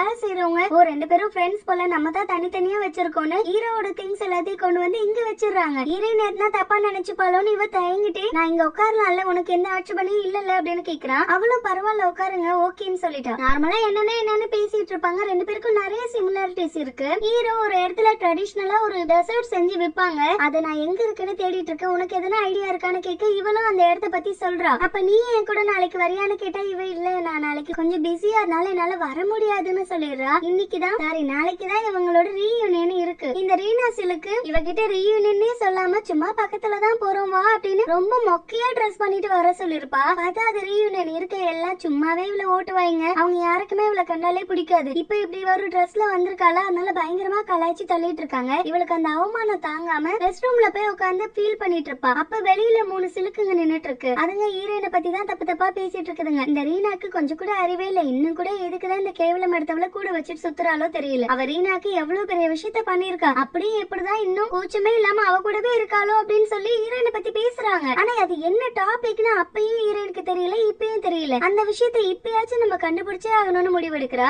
வீட்டுக்கு வந்ததும் அவளோட பழைய Facebook ஐடி ஒன்னு இருக்கு. ஸ்கூல் படிக்கிற காலகட்டத்துல யூஸ் பண்ணது. அதை ஓபன் பண்ணி பார்த்தா தனபே அப்படின்னு ஒரு பையன் மெசேஜ் அனுப்பிச்சிருக்கான். நான் உன்னோட பழைய கிளாஸ்மேட். நீ இப்படி ஒரு காரியத்தை பண்ணுவேன்னு நான் சத்தியமா எதிர்பார்க்கவே இல்ல. லெட்டர்லாம் அனுப்பிச்சு என்ன மிரட்டுற அளவுக்கு நான் என்ன பண்ணேன் அப்படின்னு சொல்லி கேள்வி கேட்டிருக்கான். இவளுக்கா மண்டை காயுது. இவனுக்கு நம்ம என்ன லெட்டர் அனுப்பிச்சோன்னு அப்பதான் அந்த பிளாஷ்பேக்க காமிக்கிறாங்க. அந்த பையனை ஹீரோயினுக்கு ரொம்ப பிடிக்கும். அந்த பையனுக்குமே ஹீரோயினை ரொம்ப பிடிக்கும். என்ன ரெண்டு பேரும் லவ் வெளிப்படையா கன்ஃபஸ் பண்ணிக்கல. அது மட்டும் தான் மிச்சம். அது இந்த ரீனா சிலுக்கு பொறுக்குமா? அவ சிரிச்சுக்கிட்டே வர்றத பார்த்து என்ன ஆச்சு ரொம்ப பேசி சிரிச்சுக்கிட்டு இருக்கீங்க ஏதாச்சும் முக்கியமான விஷயமானு போட்டு வாங்க பாக்குது. இந்த பேக்காண்டியும் இல்லடி அவன் டிராமால எல்லாம் நடிக்கிறான்ல அதனால என்கிட்டயும் அந்த ஸ்கிரிப்ட் எல்லாம் காமிச்சான். நீயும் நடிக்கலாம் ரொம்ப நல்லா இருக்கும்னு சொன்னா. எனக்கும் அதுல லைட்டா இன்ட்ரெஸ்டடா இருக்கு அப்படிங்கிறா. உடனே அது என்னது நீ ஆன் ஸ்டேஜ்ல போய் நடிக்க போறியா? இதெல்லாம் உனக்கு தோதுபடுன்னு தோணுதா அப்படின்னு ஒரு மாதிரி கேக்குது. இவ்வளவு டக்குன்னு சமாளிச்சுட்டு இல்ல பேக் ஸ்டேஜ்ல அவங்களுக்கு எதனா ஹெல்ப் பண்ணலாம்னு தான் யோசிச்சு வச்சிருக்கேன். மத்தபடி வேற ஏதோ இல்லங்கிற. இல்லடி அதெல்லாம் உனக்கு செட் ஆகாது. தேவையில்லாம அதெல்லாம் நீ ட்ரை பண்ணிட்டு இருக்காது. ஆல்ரெடி இந்த ஸ்கூல்ல இருக்க எல்லா பிள்ளைங்களும் டனபேவ பயங்கர சைக்கோ அப்படி இப்படின்னு ஒரு மாதிரி போர்ட்ரே பண்ணி வச்சிருக்காங்க. இப்ப அந்த மாதிரி ஒரு ஆள் கூட நீ இருந்தீனா உன்னை எல்லாரும் தப்பா பேசுவாங்களோ அப்படின்னு எனக்கு ரொம்ப கவலையா இருக்கு. உன் நல்லதுக்காக தான் நான் சொல்லுவேன் உனக்கே தெரியும்ல. அதனால இனிமே அப்படி பண்ணாதன்னவே இவளும் சரி ஓகேன்னு மட்டும் சொல்லிட்டா. இவளுக்கு அப்படி தோணல. இருந்தாலும் அவ சொல்றதுக்கு மதிப்பு கொடுக்கறா. அவ்வளவு பேசின அந்த மானங்கிட்டவள அவங்கிட்ட போயிட்டு உன்னோட நம்பர் கிடைக்குமா? அந்த தியேட்டரை பத்தி எனக்கு தெரியாது ஆனா எனக்கு வாய்ப்பு கிடைச்சா நல்லா இருக்கும்லாம் பேசிட்டு இருக்கா. ஹீரோயின் கண் கூட அதை பாத்துட்டா. அப்ப அப்படி பேசினா இப்ப எப்படி பேசுறாளே நின்னு பாத்துட்டு இருக்கா. ஆனா அதுக்கப்புறமா இவளோட வாழ்க்கையில அந்த கிளாஸ் ரூமே ஒரு மாதிரி நரகம் மாதிரி ஃபீல் ஆக ஆரம்பிச்சிருச்சு. எல்லாரும் இவள பயங்கரமா கிண்டல் பண்ணி சிரிக்கிறது என்ன, இவள புள்ளி பண்றது என்ன, வேணும்னு சாப்பாட்டை தட்டி விடுறது, நான் என்ன பண்ணுனே தெரியாம எல்லா தண்டனையும் அனுபவிச்சுட்டு இருந்தா. மெயினா அந்த டனேபே பையன் வந்தா இவளை பார்த்தா ஆனா எதுவுமே பேசாம அங்கிருந்து கிளம்பி போயிட்டான். அவனுக்குமே இவன் மேல ஏதோ ஒரு கோவம் இருக்கு. இப்ப அதை யோசிச்சு பார்த்துட்டு இந்த கேவலம் எடுத்தவதான் என் வாழ்க்கையவே அழிச்சது. காரணம் இவளோட போட்டோ வீடு ஃபுல்லா வச்சிருந்தா விளங்குமா வீடுன்னு சொல்லி அந்த போட்டோஸ் கூடவே கபோர்டு திறந்து அவன் வாங்கி கொடுத்த கிஃப்ட் எல்லாம் எடுத்து போடலான்னு செக் பண்ணா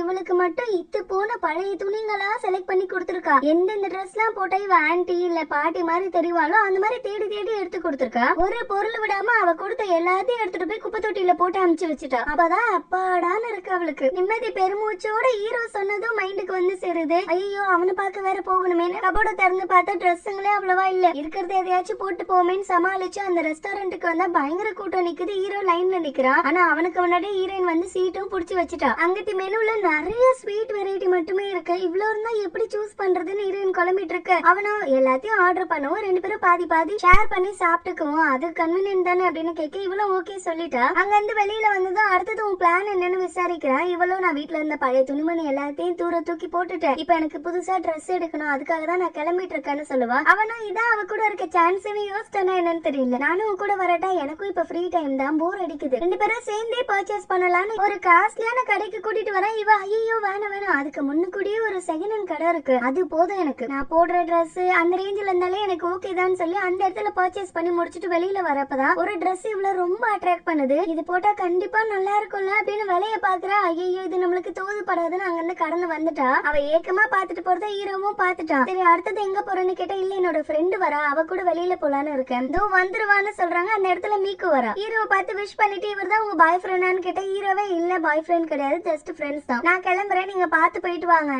நான் சொல்லாமா தெரியல, ஆனா நீ பார்த்த இல்லையா அந்த ட்ரெஸ் உனக்கு கண்டிப்பா ரொம்ப நல்லா இருக்கும், உனக்கு டைம் கிடைச்சதுன்னா ஒரு நிமிஷம் நான் சொன்னதை யோசிச்சு பாருன்னு சொல்லிட்டு அங்க கிளம்பிட்டான். அதனால ஹீரோயின் மீக்குவை கூட்டு வந்து அந்த ட்ரெஸ்ஸை காமிக்கிறா. அவளும் இந்த ட்ரெஸ் ரொம்ப அழகா இருக்கு, உங்களுக்கும் சூப்பரா இருக்கும், யோசிக்காம வாங்கிடுங்க, காசு சேர்த்து வச்சு என்னதான் பண்ண போறீங்க, நம்ம அழகா ட்ரெஸ் பண்ணிக்கிட்டு சந்தோஷமா வாழ்றதுக்காக தானே காசை சம்பாதிக்கிறது, அதை பிடிச்சு பிடிச்சு வச்சு ஒண்ணுத்துக்கும் யூஸ் கிடையாது, நம்ம இல்லாதப்ப அந்த காசு யாரு கைக்கு போகுமோ அதுக்கு நம்மளே அதை சந்தோஷமா அனுபவிச்சுக்கலாமேன்னு சொல்லவே இப்பதான் இவளுக்கு புத்திக்கு உரைக்குது. ஆமா அவ புருஷங்காரனும் ஃபியூச்சர்ல சொல்லிருப்பான், உன்னை போய் நான் ஏன் கல்யாணம் பண்ண தானே யோசிக்கிறேன், எக்கச்சக்கமா சம்பாரிச்சு பேங்க்ல சேர்த்து வச்சிருக்கேன், அவ்வளவு பணத்துக்கும் நான் சொந்தக்காரன் ஆகணுங்கிற காரணத்துக்காக தான் உன்னை கல்யாணமே பண்ணனேன், அதனால இதுக்கு மேலேயும் கண்டவனுக்காக யோசிக்காம நமக்காக வாழணும்னா அந்த ட்ரெஸ் வாங்கிட்டா, கூடவே காஸ்ட்லியான கம்பல் அது இதுன்னு நிறைய திங்ஸ் வாங்கியிருக்கா. மீக்கு ஒரு ட்ரூ ஃப்ரெண்டா அவளுக்கு எது இதெல்லாம் நல்லா இருக்கும் எது இதெல்லாம் நல்லா இருக்காதுங்கிறத சஜஸ்ட் பண்ணி கூடவே இந்த ரீனா பத்தியும் சில பலெல்லாம் சொல்றா. இப்போ ஒரு ஹேர் ஸ்டைலிஷையும் கூட்டு வந்திருக்கா. இவர் நாளைக்கு உங்களை வேற மாதிரி மாத்தி அந்த இடத்துக்கு கொண்டு போய் விடுவாங்கன்னு. ரீனா சிலுக்கு ஹீரோயின் கன்றாவியா வருவா, அவளை அசிங்கப்படுத்தலான்னு வெயிட் பண்ணிட்டு இருக்கோம். ஆனா ஹீரோயின் வேற லெவல்ல ஒரு டிரான்ஸ்பர்மேஷன்ல வந்திருக்கா. போன வாட்டில இவ தான் வெளில போய் கூட்டு வந்தா, இப்ப இவங்க இருக்க டேபிளுக்கே டைரக்டா வந்து உட்காந்துட்டா. மத்தவங்க எல்லாரும் வழக்கம் போல ஹீரோயினை புள்ளி பண்ணதான் ஆரம்பிக்கிறாங்க. முன்னெல்லாம் யார் இங்க இன்வைட் பண்ணா, நீ எல்லாம் எதுக்கு வந்தனே, நீ சொல்றத வச்சு பார்த்தா நான் ரொம்ப மோசமா ஏதோ பண்ணிருக்கேன்னு எனக்கு தோணுது, அப்படி என்னதான் நான் பண்ணேன், எனக்கு தெரிஞ்சே ஆகணும், அதுக்காக தான் மெயினா நான் இந்த இடத்துக்கு இப்ப வந்திருக்கேனே, எனக்கு ஸ்கூல் லைஃப்னா நரகம்னா என்னங்கறத காமிச்சுங்க, அவ்வளவு புல்லிங் அவ்வளவு டார்ச்சர் இத்தனை ஆண்டுகள் கடந்து வந்துமே உங்க மனசுல இருக்க அந்த புள்ளி பண்ணக்கூடிய எண்ணம் கடந்து போகவே இல்ல,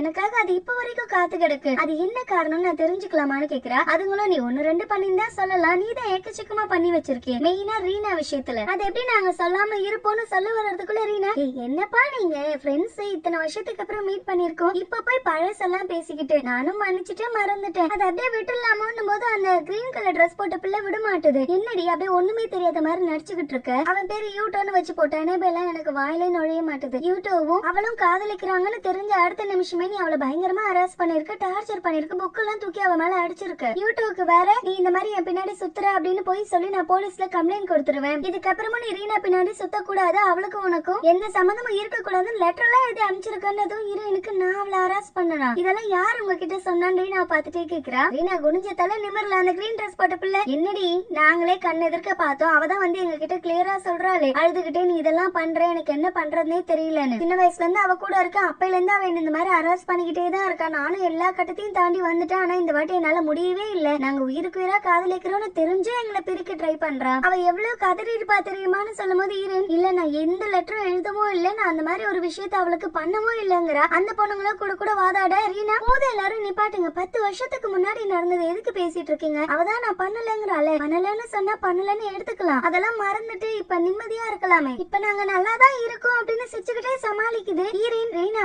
இன்னும் எத்தனை நாள் தான் இந்த மாதிரி நடிச்சு நடிச்சு ஏமாத்த போற, நீதான் இன்னசென்ட், நீதான் விக்டிம், நீ எந்த தப்பு பண்ணாத ரொம்ப நல்ல பொண்ணுன்னு எவ்வளவு காலத்துக்கு தான் உன்னால நடிக்க முடியும்னு கேக்குறா. மத்த பொண்ணுங்களா தேவையில்லாம இங்க உட்காந்து பேசிட்டு இருக்காத, மரியாதை வெளில பொண்ணு கத்திட்டு இருக்காங்க, இவங்க இவ்வளவு நேரம் யார பத்தி பேசிட்டு இருந்தாங்களோ அந்த யூடியூபே அங்க வந்துட்டான். என் வாழ்க்கையில இந்நாள் வரைக்கும் சரி அந்த பொண்ணு மேல எனக்கு ஃபீலிங்ஸ்னு ஒண்ணு வந்ததே கிடையாது, என்ன தயவு செஞ்சு மன்னிச்சிரு, நீ அப்ப சொன்னப்ப இந்த எந்த விஷயத்தையும் நான் நம்பாம போனது என்னோட தப்பு தான் அப்படின்னு ஹீரோயின் கிட்ட மன்னிப்பு கேக்குறான். ஆனா ஹீரோயின் உடஞ்சிட்டா. ஒவ்வொரு நாளும் ஸ்கூல் படிக்கிறப்ப எனக்கு தோணிட்டே இருக்கும், ஏன் என்ன யாருக்குமே பிடிக்கல, எல்லாரும் ஏன் என்கிட்ட கோவமாவே நடந்துக்கிறாங்கன்னு கேட்கணும்னு நினைச்சுக்கிட்டே இருப்பேன், ஆனா அப்ப கேட்கறதுக்கான தைரியம் தான் எனக்குள்ள வரவே இல்ல, சரி நான் ஏதோ தப்பு பண்ணிருப்பேன் போல அதனால அவங்க அப்படி இருக்காங்கன்னு கடந்து போயிடுவேன். ஆனா இப்ப நான் ரொம்ப சந்தோஷமா ஃபீல் பண்றேன், ஒவ்வொருத்தரையும் இழுத்து வச்சு நான் சாத்தணுங்கிற அளவுக்கு எனக்கு கோவம் வருது, இந்த மாதிரி ஒரு கேவலமான ஆட்கள் கிட்ட நான் ஃப்ரெண்டா இல்ல அப்படிங்கறத நினைச்சு எனக்கு நிம்மதியாவும் இருக்கு. அடுத்தவங்க கஷ்டம் என்னன்னே புரியாம அவங்கள பாட்டு கேங் அப் பண்ணிட்டு நம்ம இஷ்டத்துக்கு புள்ளி பண்ணி டார்ச்சர் பண்ணலாம்னு நினைக்கிறவங்கள மாதிரி கேடு கட்டவங்க கிட்ட ஃப்ரெண்டா இருக்கிறதுக்கு தனியாவே இருந்துட்டு போயிருக்கலாம். அண்ட் ரேனா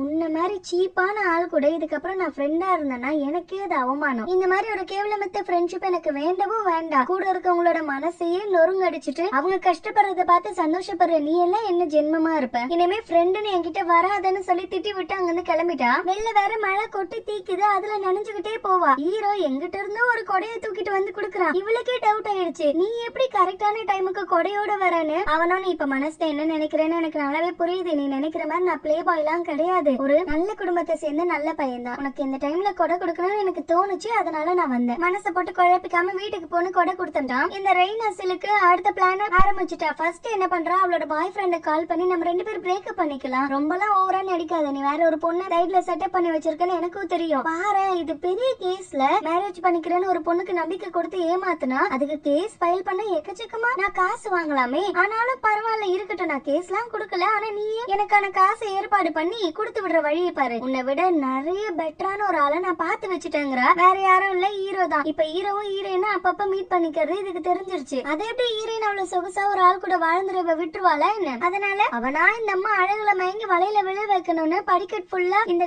பால்ஸ் எல்லாம் இருக்கும்ல குட்டி குட்டி, அதெல்லாம் போட்டு வச்சுட்டா. அப்படியே எதிரி ஹீரோ மேல விழுற மாதிரி விழுவா. ஆனா அவன் கண்டுக்கவே இல்ல. கடமைக்கேன்னு காப்பாத்தி விட்டுட்டு அவ்வளவு கண்டுக்காம கிளம்பிட்டான். ஹீரோயினும் வேலை பார்க்க ஆரம்பிச்சிருவான். அப்ப யூடியூப் கால் பண்ணி கொஞ்சம் இந்த ரெஸ்டாரண்ட்டுக்கு வரியான ஒரு லொகேஷன் அனுப்புறான். இவளும் பிரேக்ல அந்த இடத்துக்கு வரா. அவன் அங்கதான் செஃப்பா வேலை பார்த்துட்டு இருக்கான். இவ வந்ததும் மறுபடியும் பழைய விஷயத்த கேட்டு நான் உன்னை நம்பி இருக்கணும், நான் தப்பு பண்ணிட்டேன் அப்படின்னு. இவ பரவாயில்ல இருக்கட்டும், பாஸ்ட் எல்லாம் பாஸ்ட், இனிமே ஒரு நல்ல ஃப்ரெண்ட்ஸா இருப்போம், அதை பத்தி யோசிச்சு பிரசன்ட் நம்ம கெடுத்துக்க கூடாதுன்னு சொல்லி நல்லா சந்தோஷமா தான் பேசிட்டு இருப்பாங்க. அதை கெடுக்கிறதுக்கு இந்த சிலுக்கு வந்துட்டா. இவ போன்ல பேசுறத ஒட்டு கேட்டு வந்திருக்கா. அங்க வந்து ஒரு ஆஸ்கார் நடிப்பையும் போடுறா. இல்ல அப்ப நான் வேணும் தான் பண்ணேன், ஏன்னா எனக்கு நீ என் கூட கடைசி வரைக்கும் வரமாட்டியோ, என்னோட பெஸ்ட் ஃப்ரெண்டா இல்லாம அவனோட கேர்ள் ஃப்ரெண்டா மட்டுமே நீ இதுக்கப்புறம் இருப்பியோ அப்படின்னு ஒரு பயம் வந்துருச்சு. உங்க 2 பேரை பிரிக்கிறதுக்கு வேற வழி தெரியல, அதனால தான் நான் இதெல்லாம் பண்ணேங்கிற. உண்மை தெரிஞ்சாலும் தெரியாத மாதிரி நடந்துக்கணும்ல, அதனால ஹீரோயினும் பெரிய மனசு பண்ணி மன்னிச்சுட்டா. மறுபடியும் ஆபீஸ் வரப்ப லிப்ட்ல ஹீரோயினோட பாய் ஃப்ரெண்டும் இருக்கா. ஆனா அவங்க கிட்ட பேசாம ஹீரோ நிக்கிறான். அவன் பக்கத்துல போய் ரீனா நிக்கிறா. ஹீரோயினுக்கு பக்குன்னு ஆயிடுச்சு. ஐயோ இவ புது டார்கெட்ட மாத்திட்டானு எனக்கு பிரச்சனை ஆகிடுமே. வெளில போறப்ப பாவமா ஹீரோ ஒரு பார்வை பார்த்துட்டு போறா. அந்த பார்வைக்கு அர்த்தம் அவனுக்கும் விளங்கல. இவ ஒரு டார்கெட் ஃபிக்ஸ் பண்ணி ஒவ்வொன்னும் இப்படிதான் நடக்கும், இந்த டேட்ல தான் கன்ஃபார்மா நடக்க போகுதுன்னு எழுதி வச்சிருக்கா. ஆனா நடக்கிறது ஒவ்வொன்னும் முன்கூட்டியே ஆகுது. ரேனா அவங்க பாய் ஃப்ரெண்ட பிரேக்கப் பண்றதுக்கு எக்கச்சக்க டைம் இருக்கு. ஆனா இப்பயே பிரேக்கப் பண்ணிட்டு அதுக்குள்ள ஹீரோவை கரெக்ட் பண்ண முயற்சி பண்ணிட்டு இருக்கா. அப்ப எல்லா விஷயமே முன்கூட்டியே நடந்துகிட்டே இருக்குமான்னு அவ யோசிச்சுக்கிட்டு இருக்கும் போதுதான் அங்க இருக்க சீனியர் அக்காவை பாக்குறா. அந்த அக்காவை பார்த்தது இன்னொரு விஷயம் இவளுக்கு ஸ்ட்ரைக் ஆகுது. இதே டைம்ல தான் ஒரு எடுபட்ட பையன் மேனேஜரா இருப்பான். அவன் இந்த அக்காவை போட்டு ஒரு ப்ராஜெக்டுக்காக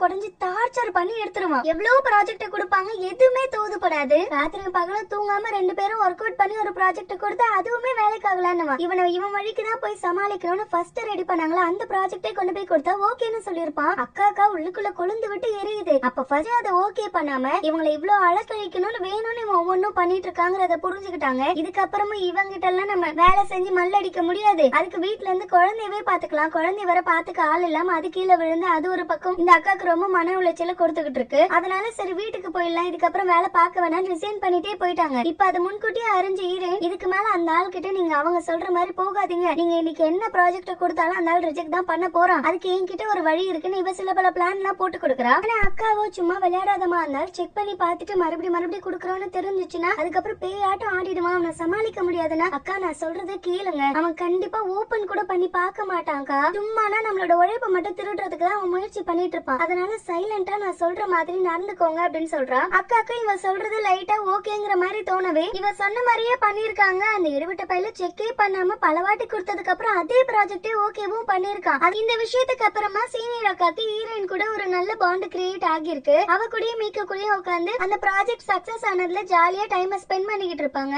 அந்த ஆக்கல கடந்து போவா ரெய்னா சிலுக்கு இத பாத்துட்டு திகுன்னு வயிறு எரியுது. அது எப்படி இவ சந்தோஷமா சிரிக்கலாம், அவ சிரிப்பை நம்ம மறைய வச்சு ஆகணுமே, அதுக்கு எதெல்லாம் பண்ணி ஆகணும்னு பிளான் போட்டுட்டு இருக்கா. அப்பதான் இவ அந்த பார்ட்டில நடந்ததை யோசிச்சு பாக்குறா. ஹீரோயின் கோச்சிட்டு வெளில போனது நம்ம தேன் குழையிற வார்த்தைனால எப்படியும் அவளை சமாதானப்படுத்திடலாங்கிற நம்பிக்கையில வெளில வந்திருப்பாங்க. ஆனா அந்த இடத்துல ஹீரோ கிட்ட ஹீரோயின் பேசிட்டு போயிருப்பா. 2 பேரும் கொஞ்சம் க்ளோஸா இருக்க மாதிரி தெரிஞ்சிருக்கும். அப்ப அடுத்தது உன்னோட டார்கெட் அவன் தான், அவனும் வலையில விழுற மாதிரி தான் தெரியுது, அது எப்படி நான் விட்டுருவேன் தான். மறு நாளையில இருந்து அவங்க பாய் ஃப்ரெண்ட பிரேக்கப் பண்ணிட்டு ஹீரோக்கு டார்கெட் வச்சுட்டு சுத்திட்டு இருந்தா. இப்ப என்ன பண்ணான்னு யோசிச்சுக்கிட்டு இருக்கும் போது பாய் ஃப்ரெண்ட் வந்து உட்காரான். அதாவது ஹீரோயினோட பாய் ஃப்ரெண்டு. என்னாச்சு உன்னையும் அவ கூப்பிட்டு போல, எப்பவுமே அவங்க எல்லாரும் வெளில கூப்பிட்டா இவ வரமாட்டேன்னு தான் சொல்லுவா, இன்னைக்கு என்னன்னு தெரியல, நான் கூப்பிட்டுமே இல்லன்னு அவங்க கூட போய் தான் திருவன்னு போயிட்டா. ஆனா உன்னையும் கூப்பிடலையான்னு கேக்குறான். இவ இல்ல என்னையும் கூப்பிடல, என்னையுமே வர வேண்டாம்னு சொல்லிட்டா. உனக்கு ஒரு விஷயம் தெரியுதா, இப்பெல்லாம் ரொம்பவே அவ மாறிட்டா, நம்மளெல்லாம் கிட்டவே அண்ட விடுறது இல்ல, பாக்குற எல்லாருக்கிட்டையும் ஜாலியா பேசிக்கிட்டு இருக்கா. மெயினா உன்னை சுத்தமா மதிக்கிறதே இல்ல போலயே, நீ கொஞ்சம் பார்த்து இருந்துக்கணும், அவ உன்னை கேட்டு வர்றது கூட வாய்ப்பு இருக்குன்னதுக்கு இவன் சீச்சி அவ அந்த மாதிரி பொண்ணெல்லாம் கிடையாது, ஏதோ இப்ப கொஞ்சம் ஜாலியா இருக்கணும்னு ட்ரை பண்ற அவ்வளவுதான், மத்தபடி எதுவும் கிடையாதுன்னு இப்ப வரைக்கும் கொஞ்சம் நல்லவனாதான் பேசிக்கிட்டு இருக்கான். அப்படியே கொளுத்தி போட பாக்குறா. இல்ல அவளுக்கு மேபி இவன் கல்யாணம் பண்ணதுக்கு அப்புறம் தேர்வானோ தேர மாட்டாமோன்னு 2 கட்டா மைண்ட்ல இருந்திருக்கலாம்ல, அந்த காரணத்துக்காக கூட உன்னை கழட்டி விட யோசிச்சிருக்கலாமே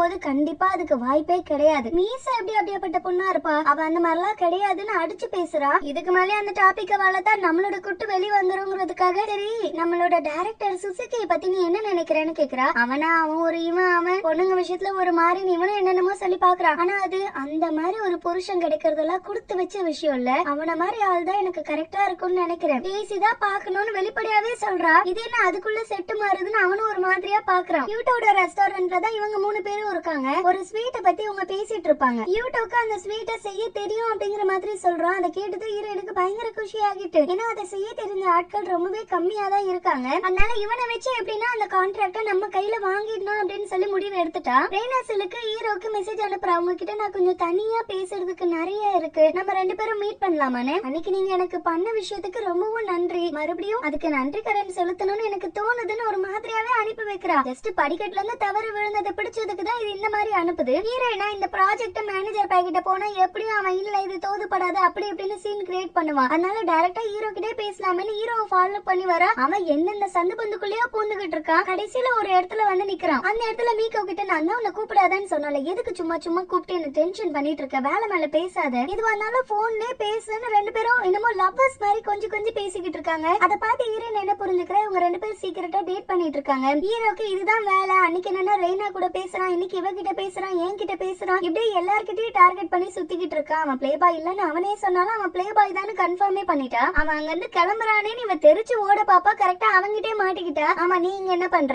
உன்கிட்ட பேசணும் வான்னு இவங்க எப்பவுமே போற அந்த ரெஸ்டாரண்ட்டுக்கு தான் கூட்டு வரா. ஹீரோ அந்த ஸ்வீட்டை பத்தி தான் ரிசர்ச் பண்ணிக்கிட்டு இருக்கான். அதை பத்தி பேசிக்கிட்டு இருப்பாங்க. ஹீரோ எனக்கு இப்பெல்லாம் இவங்கிட்ட பேசுறதே கொஞ்சம் கடுப்பா இருக்கு, ஆனா இருந்தாலும் காரியம் ஆகணும்ல, அதனால டைரக்டா அந்த ப்ராஜெக்ட பத்தி ஹீரோ கிட்ட எடுத்துட்டு வந்து குடுக்குறா. இதை நம்ம பண்ணலாமா தோதுப்படுமான்னு. ஹீரோவும் அதுக்கான டிமாண்ட் பயங்கரமா இருக்கு. அதுவும் இங்க மட்டும் இல்ல வெளிநாட்டு உட்பட நம்ம இதை லான்ச் பண்ணா ரொம்பவே நல்லா இருக்கும் தான் எனக்கு தோணுதுன்னு லேப்டாப்ல எல்லாம் காமிச்சுக்கிட்டு இருக்கான். அப்ப ஹீரோவும் அப்ப இந்த ப்ராஜெக்டுக்காக என்ன யூஸ் பண்ணிக்க பாக்குறியான்னு கேக்குறான். இவ அது ரூல்ஸ்க்கு அகைன்ஸ்ட் ஆனதுதான், ஆனா எனக்கு வேற வழி தெரியல, நீங்க ஹெல்ப் பண்ணீங்கன்னா நம்மளுக்கு இந்த ப்ராஜெக்ட் இன்னும் நல்ல சக்சஸ் கொடுக்கலான்னு கேக்குறா. இவன் கண்டிப்பா என்ன யூஸ் பண்ணிக்கோ, தயவு செஞ்சு இந்த ப்ராஜெக்ட் என்ன தாண்டி வேற யார் கையிலும் கொடுத்துறாது, உனக்கு ஓகேவான்னு கேக்குறா. 2 பேரும் பேசிட்டு இருப்பாங்க. டக்குன்னு ஹீரோட லேப்டாப்ல மெயில் வர்றதுக்கான சத்தம் வருது. அதை ஓபன் வேற பண்ணி விட்டுறான். ரெய்னா தான் சிலுக்கு அனுப்பிச்சு வச்சிருக்கா. அவதான் கொழைய அனுப்பி இருக்காளே. அதை பார்த்தது ஹீரோயின் கன்ஃபார்மே பண்ணிட்டா இவங்க 2 பேருக்குள்ளமும் எதுவும் ஓடிக்கிட்டு இருக்குன்னு. இதுக்கு மேல எப்படி இருந்தாலும் நம்ம டிபார்ட்மெண்ட்ல பேசுவோம்ல சார், அப்ப இதை பத்தி டிஸ்கஸ் பண்ணிக்கலாம், நான் போயிட்டு வரேன்னு அவளுக்கான காசும் அந்த கொடையை வைக்கிறா. ஹீரோ எதுக்கு இப்படி ஓடிக்கிட்டு இருக்க, நானே பே பண்ணிக்கிறேன்றா. இல்ல பரவாயில்ல இருக்கட்டும் அங்க இருந்து தெரிச்சு ஓடிட்டா. ஹீரோவுக்கு திடீர்னு இவளுக்கு என்ன ஆச்சுன்னே புரியலையேன்னு குழம்பிக்கிட்டு இருக்கா. மறுக்க மைண்டுக்குள்ள எல்லா விஷயங்களும் ஓடிக்கிட்டே இருக்கு. ஐயோ இந்த குப்பையை மறுபடியும் ஏன் தள்ளி கட்ட பாக்குறாங்களே, அப்படிப்பட்ட நடந்துடவே கூடாதுன்னு துடிச்சு பிடிச்சு எழுந்து உட்காருவா. Boy friend காலடியில உட்கார்ந்துருக்கான். நீங்க என்னடா பண்ணிக்கிட்டு இருக்கேன்னு கேட்டா, நீதான் வர என்கிட்ட பேச்சு கொடுக்கறதே இல்லையே, அதனாலதான் டைரக்டாவே உன்னை பாக்குறதுக்காக வந்தேன். அப்படி கூட சாவி இல்லாம நீ எப்படி வந்தனா, நீதான் ஆல்ரெடி என்கிட்ட ஸ்பேர் கீயை கொடுத்து வச்சிருக்கேன், உனக்கு எப்பெல்லாம் தோணுதோ அப்பெல்லாம் என் வீட்டுக்கு வாங்க செல்லோன்னு, அதை வச்சுதான் வந்தேன்னு சொல்லும் போது அப்படியே அவகிட்ட நெருங்கி வரா. இவ வேலைக்கு ஓடிட்டா.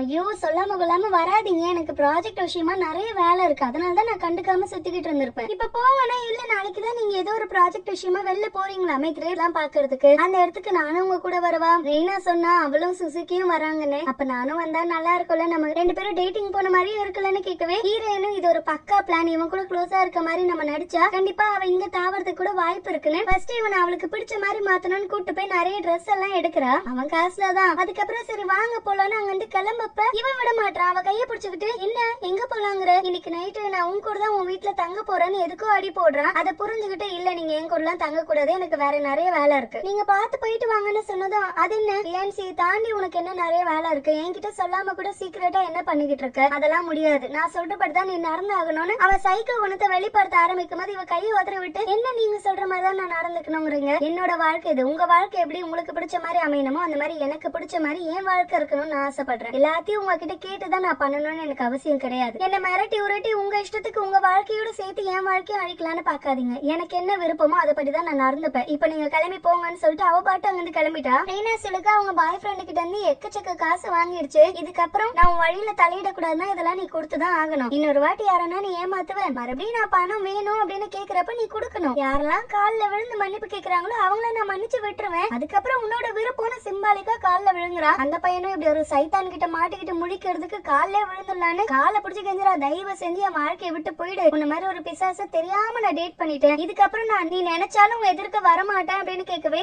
என்னையும் அவமானப்படுத்திட்டேடான்னு காண்டுல அங்க இருந்து கிளம்பி போயிட்டா. ஹீரோயினோட அம்மா அம்மாவுமே ஒரு பைத்தியக்காரி தான். அந்த பைத்தியக்காரி இந்த குழந்தை கிட்ட பாசமாவே பேச மாட்டா, கடிஞ்சு கொட்டிக்கிட்டே இருப்பா. எல்லாருக்குமே ஹீரோயின் அவங்களோட வாழ்க்கையில இதெல்லாம் ஒரு ஆளா, இதுகிட்டலாம் நம்ம பேச்சுவார்த்தை நடத்தணுமா அப்படின்னு அவங்களோட சுயநலத்துக்காக மட்டும்தான் உபயோகப்படுத்திக்கிட்டே இருந்திருக்காங்க. அது இப்பதான் இவளுக்கு ரியலைஸ் ஆகுது. இதுக்கப்புறமாச்சும் நம்ம அப்படி இருக்க கூடாது, நம்மளுக்காக கம்ப்ளீட்டா வாழணும், மறுபடியும் எந்த முட்டாளையும் நம்பி நம்ம ஏமாறக்கூடாது அப்படிங்கிற முடிவுல இருக்கா. அடுத்த நாள் இவங்க எல்லாரும் போக வேண்டிய அந்த ட்ரிப்பும் வந்துருச்சு. இவங்க ஃப்ரெஷ்ஷா மேக் பண்ணக்கூடிய ஸ்வீட் தானே ரெடி பண்ணிட்டு இருக்காங்க. அதுக்கு இந்த மாதிரி ஆர்கானிக்கா விளையக்கூடிய பொருட்கள் தான் உபயோகப்படுத்துறாங்க. ஒரு கிரேப் ஃபார்முக்கு தான் வந்திருக்காங்க. ரெய்னாவும் எவ்வளவோ வழியில ஹீரோவை கரெக்ட் பண்ணலாம்னு ட்ரை பண்ணுது. ஆனா ஹீரோ அதை மதிக்கவே மாட்டான். புருஷங்காரன் ரெய்னாக்கு ஸ்பெஷலா ஒரு அட்டென்ஷன் கொடுக்கறான். ஆனா அது மதிக்காம ஹீரோ பக்கமே இவ சாஞ்சுகிட்டு இருக்கவே அவனுக்கு கொஞ்சம் கடுப்பா இருக்குது. டியூட்டாவும் இவங்க கூட வந்திருக்கான். இப்ப இவங்க கம்பெனி கூட தான் அவனும் ஒரு கான்ட்ராக்ட் சைன் பண்ணிருக்கான். அதனால இவங்க எல்லாரும் கூடமே வந்திருக்கவே ஹீரோயின் அவன் கூடவே க்ளோஸா பேசிக்கிட்டு இருக்காளா. அத ஃப்ரெண்ட் எதற்கு கோத்து விடுறா. பாரு அவங்க ரெண்டு பேரும் சைல்ட்ஹுட் ஸ்வீட் ஹார்ட்ஸ். இப்ப பாரு மறுபடியும் க்ளோஸ் ஆக போறாங்க. ஒரு வேலை செட்டு சேர்ந்துருமோ அப்படின்னு பாய் ஃப்ரெண்டுக்கு இதெல்லாம் கேட்க எரியுது. நம்ம கரெக்ட் பண்ணலாம் ட்ரை பண்ற ஃபிகரும் நம்மளுக்கு இல்ல, நம்ம ஆல்ரெடி கரெக்ட் பண்ணி வச்சிருக்கிறதும் நம்மளுக்கு இல்லையா அப்படின்னு எல்லாரும் சாப்பிட்டு இருக்கப்ப வேணும்னு ரெய்னா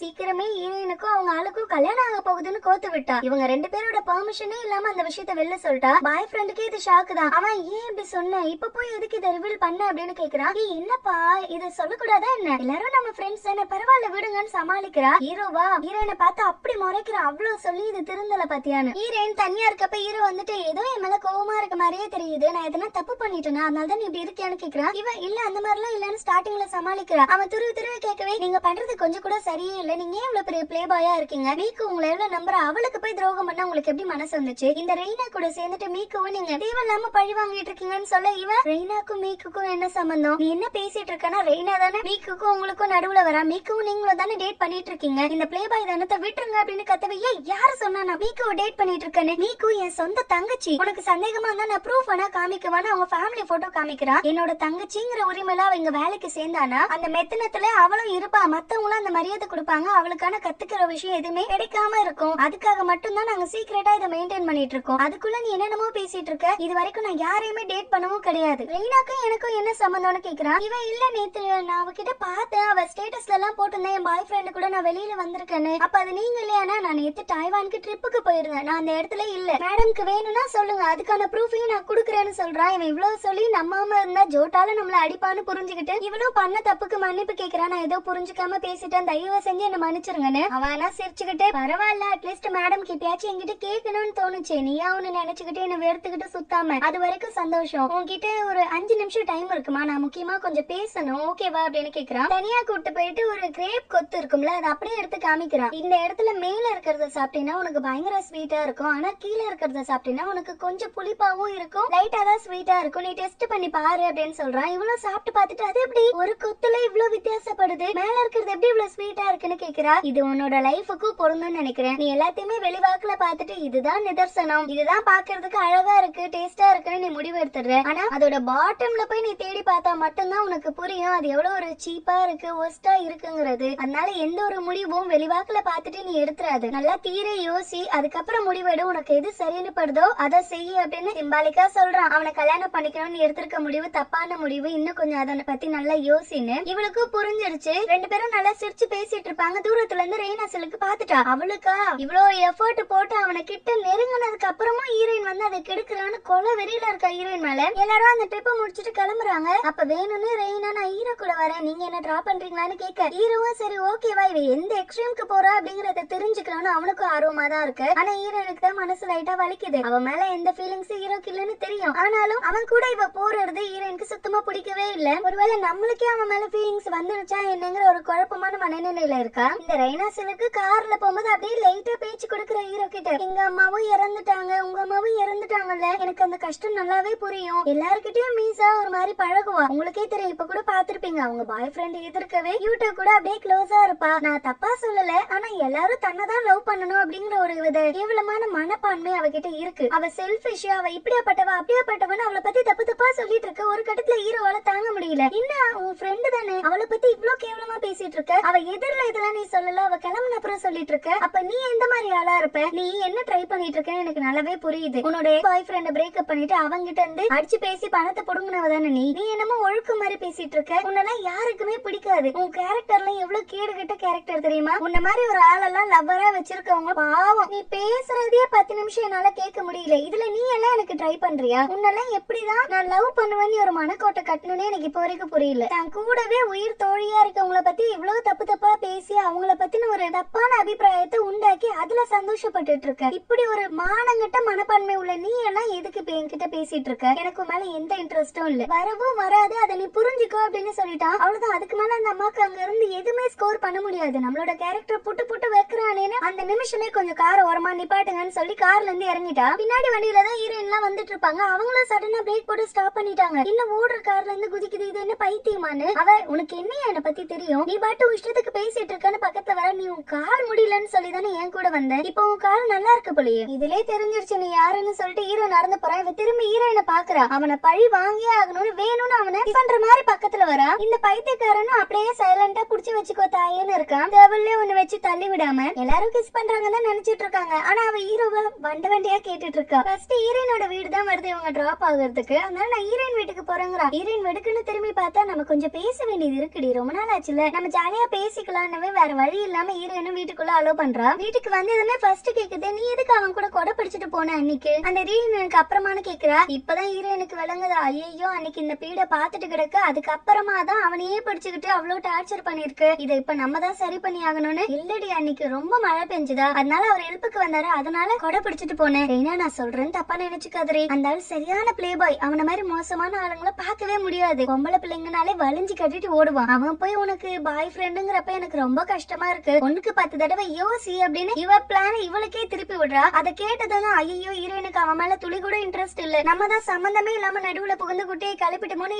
சீச்சி இல்லடி, அவன் மேல எல்லாம் எனக்கு எப்படி இன்ட்ரெஸ்ட் வரும்? நான் சும்மா அவனை வெறுப்பேத்தலாம் அப்படிங்கறதுக்காக தான் கிஸ் பண்ற மாதிரி நடிக்க கூட செஞ்சேன். இத்தனைக்கும் நான் அங்க கிஸ் கூட பண்ணல. நீயே சொல்ற நான் கேட்காம இருப்பனா? அவன் மேல எனக்கு சும்மாவே இன்ட்ரெஸ்ட் இல்ல. இப்ப சுத்தண்டி, நான் அவன் பக்கம் கூட போக மாட்டேன்னு வாக்குறுதி கொடுக்குறா. அப்பதான் ஹீரோயினுக்கு அப்பாடா ஒரு நல்ல மனுஷனை இவகிட்ட இருந்து காப்பாத்தி விட்டுட்டோம்டாங்கிற நிம்மதி இருக்கு. அன்னைக்கு நாள்ல இருந்து ஹீரோருக்கு தசை பக்கம் கூட போக மாட்டா. அவனை தவிர்த்துட்டு ஓடிக்கிட்டு கிடக்கா. ஹீரோக்கு நம்ம தான் ஏதோ தப்பா பண்ணிட்டோமோன்னு தோணுது. ஆனா அவ தவிர்க்கிறதுக்கான காரணம் இவளாலதான் ரெய்னா தேவையில்லாம ஹீரோவை டார்கெட் பண்ணிட்டு இருக்கா. அதை சரி கட்டுறதுக்காக தான். இன்னைக்கு இழுத்து பிடிச்சு கேட்டே ஆகணும்னு போறப்ப அவளை துரத்துக்கிட்டே ஓடி வரா. ஒரு கட்டத்துல அவன ஒரு இடத்துல மறைவா கூட்டு வந்து ஒரு தூணுக்கு பின்னாடி ஒளிச்சு வைக்கிறா. இதுவும் பேசாதீங்க, சைலண்டா இருங்கன்னு. அந்த தூணையே சுத்தி சுத்தி வராங்க. ஏன்னா ரெய்னா ஹீரோயினை தான் தேடிக்கிட்டு இருக்கா. அவளை இங்க பார்த்த மாதிரி இருக்கேன்னு. அவகிட்ட மாட்டிடக்கூடாதுங்கிற பயத்துல ஹீரோ கிட்ட பயங்கர க்ளோஸா மறைஞ்சு நின்னுட்டு இருக்கா. கொஞ்ச நேரத்துக்கு அப்புறமா தான் அதை ரியலைஸ் பண்றா. அவனை விட்டு விலகிட்டு இவங்க ரெகுலரா வர இடத்துக்கு கூட்டிட்டு வந்திருக்கா. நான் உங்களை அப்படி தவிர்த்துட்டு போறதுக்கான காரணம் அந்த ரெய்னா தான். இத்தனை நாள் உங்க பின்னாடியே எதுக்கு சுத்திட்டு இருந்தானா, நீங்க என்கிட்ட ஒரு வித ஃபீலிங்ஸோட இருக்கீங்கன்னு தப்பா புரிஞ்சுக்கிட்டு தான் அப்படி பண்ணிட்டு இருக்கா. மறுபடியும் நீங்களும் நானும் பேசுறது அவ பார்த்தானா அதே தான் அவ கண்டினியூ பண்ணுவான்னு ஹீரோ. இல்ல இல்ல, நான் அன்னைக்கு அவளை கிஸ் பண்ணவே இல்ல. அவ வேணும்னு என்ன கிஸ் பண்ற மாதிரி நடிச்சுக்கிட்டு வாய்க்கு வந்த மாதிரி எல்லாம் என்ன திட்டிட்டு போனா. கார்ல வரும்போது கூட ரொம்ப தப்பு தப்பா உன்னை பத்தி பேசிட்டு வந்திருந்தா. அதனாலதான் அவளுக்கு ஒரு பாடம் புகட்டுனா அந்த கோவத்துலதான் வேகமா காரை விட்டு இறங்குனா. மத்தபடி நீ நினைக்கிற மாதிரி எனக்கும் அவளுக்கும் நடுவுல ஒண்ணுமே இல்லைன்னு சொன்னது ஹீரோயின் சிரிக்கிறா. அவ என்ன வெறுப்பேத்த எந்த எக்ஸ்ட்ரீமுக்கு போவான்னு எனக்கும் தெரியும். அதை தாண்டி அவளால எதுவும் பண்ணவும் முடியாதுன்னு கியூட்டா சிரிக்கிறா. இதுவே ஒரு நிமிஷம் ரசிச்சு பாக்குறான். வீட்டுக்கு போயிட்டு ஹீரோயின் அவளோட டைரி எடுத்து ஒவ்வொன்னும் நோட் பண்ணி வச்சிருப்பாள. இந்த டேட்ல இது நடக்கும், இந்த டேட்ல அது நடக்கும். அது எல்லாமே தாறுமாறா நடந்துட்டு இருக்கு. இவளுக்கு கல்யாணம் ஆனதுக்கு அப்புறமா தான் இந்த ரீனாசிலுக்கு இவ்வளவு நல்ல புருஷன் இவளுக்கு விடக்கூடாது, அவனை எப்படின்னா அபகரிச்சாகணும்னு யோசிப்பா. ஆனா இப்ப கல்யாணம் வரைக்கும் உள்ள போக கூடாது. கல்யாணத்துக்கு முன்னாடியே அவங்க 2 பேரும் செட்டு சேரணும். அதுக்கு இந்த பேக்கானிய ரொம்ப பெஸ்டான ஆளுன்னு அவ எதிர்த்து நிரூபிக்கணும்னே அவளையும் டேட்டுக்கு வெளில கூப்பிட்டுருக்கா. நம்ம 2 பேர் மட்டும் தானே ரொம்ப ஜாலியா போக போறோம்னு ஆசையில இருப்பா. அந்த இடத்துக்கு பாய் ஃப்ரெண்ட் வந்துட்டான். இவனை ஏண்டி வெளில கூப்பிட்ட அப்படின்னு ஒரு மாதிரி கேக்குறா. பின்ன நம்ம 3 பேரும் தானே வெளில போனோம். என் பாய் ஃப்ரெண்டும் பாவம் இல்ல, பயங்கர கியூட். அவன் உனக்கு அவனை பத்தி தெரியாது, என்னை விட்டு இருக்கவே மாட்டான், அவ்வளவு லவ் அவனுக்குள்ளன்னு அவன்கிட்ட அப்படியே ஹீரோயினா வாண்டடா குழையிறா நிலையிறா. அவனுக்கு ஊட்டி விடுறா. அவனோட குழந்தை மாதிரி சந்தோஷமா ட்ரீட் பண்ணிட்டு இருக்கா. இதெல்லாமே நடிப்பா. ஆனா ரெய்னாக்கு இந்த அளவுக்கு இதுங்க 2 க்ளோஸா விடக்கூடாது, தப்பாச்சுன்னு மனசுல இப்பயே கணக்கு போட்டுட்டா. கடைசியா ஒரு இடத்துல உட்காந்து ஹீரோயின் அவனோட பினான்ஸ் பத்தி எல்லாம் கேட்டுட்டு இருக்கா. நீ எதனா சேஃப்டி பண்ணி வச்சிருக்க, எதனா இன்வெஸ்ட் பண்ணி வச்சிருக்கியான்னு ரெய்னாக்கு காதுல விழணும்னு வேணும்னு இங்க வச்சு கேக்குறா. அவனும் நான் கிரிப்டோ கரன்சில இவ்வளவு போட்டிருக்கேன், அவ்வளவு ப்ராஃபிட் வருது, ஷேர் மார்க்கெட்ல போட்டிருக்கேன்னு என்னென்னமோ கதையெல்லாம் அடிச்சு விட்டுட்டு கிடக்கா. யாரு கேட்க போறா, யாரு செக் பண்ண போறா? ஹீரோயினுக்கு இப்ப மன நிறைவா இருக்கு. நம்ம எதிர்பார்த்ததை விட அவன் பாட்டு பொய்ய அடிச்சு விட்டுட்டு இருக்கான். இவனுக்கு ஓட்ட சட்டி கூட கிடையாது. பார்த்துட்டு இவ்வளவு பணம் சேர்த்து வச்சிருக்கன்னு வாய் கூசாம பேசுறான் பாருன்னு அதை செலிப்ரேட் பண்றதுக்காக ரெஸ்ட் ரூம் போயிட்டு அப்பாடா இப்ப எப்படியும் ரெய்னாக்கா அவன் மேல ஒரு கண்ணு வந்திருக்கும், நம்ம எஸ்கேப் ஆக பிளான் கிடைச்சிருச்சுன்னு எக்ஸைட் ஆகிட்டு வெளில வருவா. இவ எதிர்பார்த்த மாதிரியே ரெய்னா பாய் ஃப்ரெண்ட் அந்த டேபிள்ல படுத்துக்கிறப்பா இவ அவன் முழிச்சிட்டு இருக்கும் போது அவனோட முடியில விளையாடுறது அவனோட ஸ்கின்ல விளையாடுறதுன்னு பண்ணிக்கிட்டு இருக்கா. அவனுக்குமே மனசு லைட்டா சலனப்பட்டுட்டு தான் இருக்கு. அதை ஈரனும் தூரமா நின்னு நோட் பண்ணிட்டா. இவளுக்கு தெரியும் ரெண்டுமே துரோகின்னு, ஆனா ரெண்டு பேரையுமே முழு மனசா நம்பிட்டால. அதனால இப்ப லைட்டா ஒரு வித வருத்தமா தான் இருக்கு. இந்த மாதிரிதான் எனக்கு தெரியாம ஒவ்வொரு நிமிஷமே ஏமாத்திட்டு இருந்திருக்காங்களேன்னு. ஹீரோ அந்த ஆக்குலதான் கடந்து போவான். இவங்க ரெண்டு பேர் கூட சந்தோஷமா இவ சாப்பிட்டுட்டு இருக்கிறத பார்த்ததுமே ஹீரோக்கு அடி பைத்தியக்கார சிரிக்கி எவ்வளவு சொன்னேன், இவளுக்கு காதே கேட்கலையா இல்ல மூளையே இல்லையா தெரியல. மறுபடியும் இதுங்க கூட செட்டு சேர்றா, என்ன ஜென்மமோ எப்படியோ போய் தொலைகிறான்னு ஹீரோயின் மேல ஒரு வித கோவமே அவனுக்கு உருவாகிட்டு அங்க இருந்து டைரக்டா மீக்குவை பாக்குறதுக்காக தான் வரா. மீக்கு அவங்களை எப்படின்னா காப்பாத்தணும்டா, அவன்லாம் ஒரு ஆளுன்னு அவனை போய் கல்யாணம் வரைக்கும் அவங்க யோசிச்சு வச்சிருக்காங்க. அவங்க ரேஞ்சே வேற. நீ எதனா ஹெல்ப் பண்ண வேண்டியதானே, உனக்கும் அவங்க மேல ஒரு கண்ணுன்னு எனக்கு தெரியும், அப்படியே விட போறியானதுக்கு அவளுக்கே அதான் ஆசைங்கிறப்ப நம்ம எதுவும் பண்ண முடியாது. அவளா வந்து ஹெல்ப் கேட்கிறப்ப நான் ஹெல்ப் பண்ணிப்பேன், நீ இந்த விஷயத்த பத்தி ரொம்ப எல்லாம் யோசிக்காத, அப்படியே விட்டுருன்னு சொல்றான். பாய் ஃப்ரெண்டு ரகசியமா ரெய்னா செல்லுக்க பாக்குறதுக்காக வரான். இப்பதான் இவன் மேல டார்கெட் பிக்ஸ் ஆயிடுச்சுல, இதுக்கப்புறம் இவனை ஹீரோயினை பிடிச்சுதானே ஆகணும். அதனால நீங்க சீக்கிரம் கல்யாணம் வைக்கிறது நல்லதுன்னு எனக்கு தோணுது. ஏன்னா அவ புதுசா இன்ஸ்டாகிராம் அக்கௌண்ட்லாம் ஓபன் பண்ணிருக்கா, உனக்கு தெரியுமா? அதுல உன்னோட போட்டோ கூட போடல, ஆனா அவளோட ஸ்கூல் லவ் போட்டோவும் நம்மளோட பாஸ் சுசுகி இருக்காருல அவரோட போட்டோவும் இருக்கு. சம்பந்தமே இல்லாம இவங்க ரெண்டு பேரோட போட்டோ எல்லாம் எதுக்கு இருக்கு? அவ கொஞ்சம் ஒரு மாதிரிதான் பண்ணிக்கிட்டு இருக்கா, நீ தான் பார்த்து பக்குவமா நடந்துக்கணும். என்ன சொல்ல வரங்கிறது உனக்கே புரியல அப்படின்னு ஏத்தி விட ட்ரை பண்ற. ஆனா அப்ப கூட இந்த காலத்துல யார்தான் இன்ஸ்டாகிராம் யூஸ் பண்ணல, மேபி ஒர்க் விஷயமா கூட இருக்கலாம், அதையே நம்ம தப்பான கண்ணோட்டத்திலே பாக்கணும்னு சொல்றான். இவ நீ ரொம்ப வெகுளியா இருக்க அதுலயே புரியுது, ஆனா உன்ன மாதிரியே அவளும் இருப்பான்னு மட்டும் நம்பாத. 1000 தான் நம்ம நாயை குளிப்பாட்டி நடு வீட்டுல வச்சாலும் அது புத்தி எங்க போவோம்? தாயை போல பிள்ளை நூலை போல சேலன்னு சும்மாவா சொன்னாங்க? அவங்க அம்மா புத்தி அவளுக்கு வந்துட்டா நீ என்ன பண்ணுவேன்னு இவன் நீ என்ன சொல்லிட்டு இருக்க? சம்பந்தமே நம்ம ஏன் அவங்க அம்மாவெல்லாம் இழுத்துட்டு இருக்க? என்னதான் நடக்குதுங்க அப்படின்னு கேக்குறான். இவ ஐயோ உனக்கு தெரியாதா? ஐயோ நான் சொன்னேங்கிறத யார்ட்டையும் சொல்லிடாத, அப்படியே மறந்துருங்கிறா. என்ன விஷயங்கிறத கொஞ்சம் தெளிவா சொல்றியான்னு கேக்குறான். இவ ஒண்ணும் இல்ல, அவங்க அம்மாவும் இப்படிதான், அவ சின்ன பிள்ளையா இருக்கப்பவே அவங்க அப்பாவை விட ரிச்சா ஒரு ஆளை பார்த்ததும் விட்டு ஓடிட்டா. இப்ப இவளும் பாரு உன்னை விட சுசுகி எல்லா விதத்திலுமே பெட்டரா இருக்கான், பயங்கர வசதியானவன். அதனால அவனை பார்த்து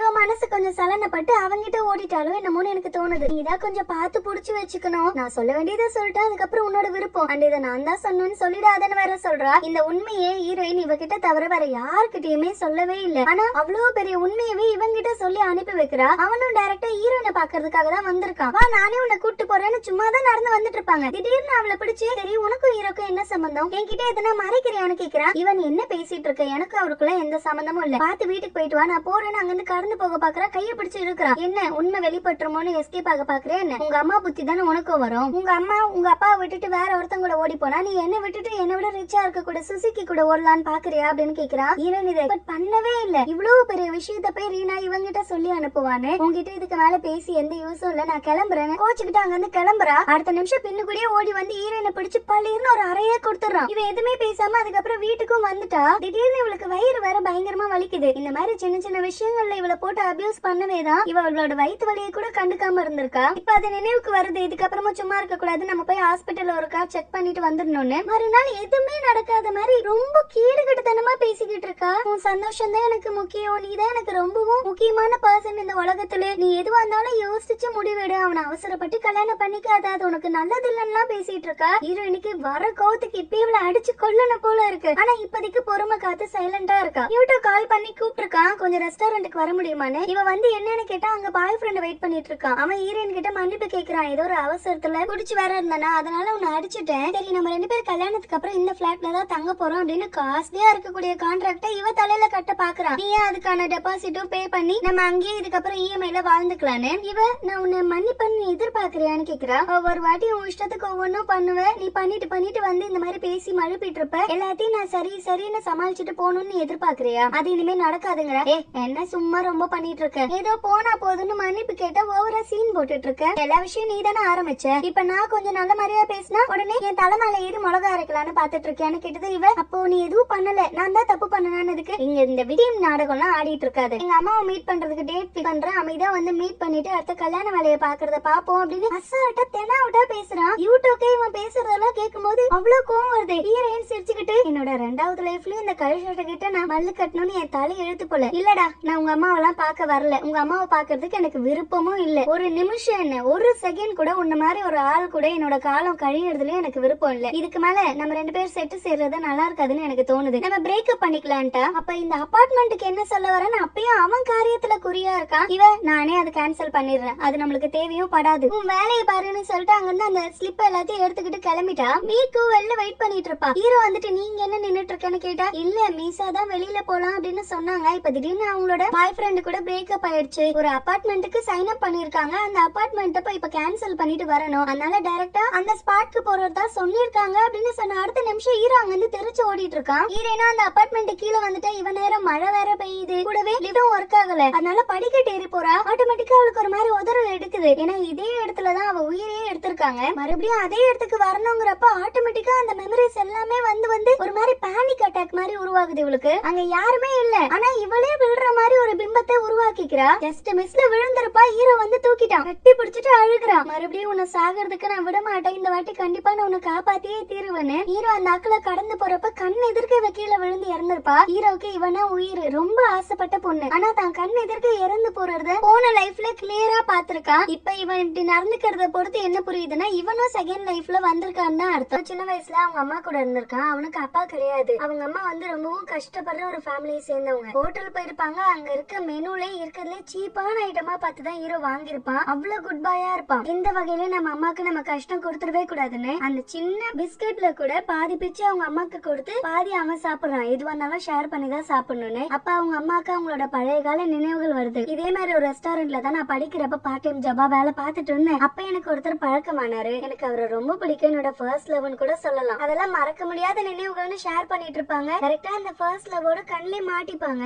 அவருக்கும் இவங்க தான் ஃபர்ஸ்ட் லவ். இவங்களுக்கு அப்புறமா யாரையுமே லவ் பண்ணாம ஏன் கல்யாணம் கூட பண்ணிக்காம சிங்கிளாவே இருந்திருக்காரு. இப்ப இவங்களுக்கு டிவோர்ஸ் ஆகிட்டு தனியா இருக்காங்க அப்படின்னு தெரிஞ்ச உடனே அவங்க அப்பா கிட்ட போய் இந்த விஷயத்த பத்தி சொல்லிருக்காரு. அவங்கள நான் கல்யாணம் பண்ணிக்க ஆசைப்படுறேன், கூடவே அவங்களுக்கு ஒரு குழந்தை இருக்குன்னு. அவங்க அப்பா ஒத்துக்கவே இல்லை, ஏன்னா அவங்க வசதியான குடும்பத்தை சேர்ந்தவங்க. நம்ம பையனுக்கு போய் இப்படி ஒரு பொண்ணான நிறைய ரிஜெக்ஷன் கொடுத்திருக்காங்க. அவங்க அப்பாக்கு பயங்கர பயந்த மனுஷன், ஆனா இந்த விஷயத்துல மட்டும் அவருக்கே அகைன்ஸ்டா நின்றுருக்காரு. அவளை தாண்டி வேற யாரையால யோசிக்க முடியாம தான் இத்தனை நாள் நான் கல்யாணம் பண்ணாமலே இருந்தேன், எனக்கு அவ தேவைன்னு. அதனால அவங்களும் மனசு வச்சு சரி ஓகே 2 பேரும் கல்யாணம் பண்ணிக்கோங்க, ஆனா உங்க 2 பேருக்கும் லீகலா பிறக்கக்கூடிய ஃபர்ஸ்ட் குழந்தைக்கு தான் இந்த ஒட்டுமொத்த சாம்ராஜ்யமே போய் சேரும், அதை மட்டும் நினைப்புல வச்சுக்கிட்டு சீக்கிரமே குழந்தை பெத்துக்கிற வழியை பாருங்கன்னு சொல்லிருப்பாரு. ஆனா விதியோ இல்ல யார் செய்த சதியோ அவங்க அம்மா கொஞ்ச நாள்லயே படுத்த படுக்கை ஆயிட்டாங்க. இந்த சந்தோஷமான வாழ்க்கையை அனுபவிக்க கூட அவங்களுக்கு கொடுத்து வைக்கல. சாகிறதுக்கு முன்னாடி ஹீரோ கிட்ட ஒரு சத்தியம் வாங்கியிருப்பாங்க, உங்க தாத்தா நம்மளுக்காக நிறைய போராடி நிறைய ஹெல்ப் பண்ணிருக்காரு, அவரை மட்டும் என்னைக்கும் தலைகுனிய விட்டுறாத, அவருக்கு நம்மளால நன்றி கடனை எப்படி செலுத்த முடியுமோ அந்த மாதிரி ரிட்டர்ன் கொடுத்துரு அப்படின்னு சொல்லி வாங்கியிருப்பாங்க.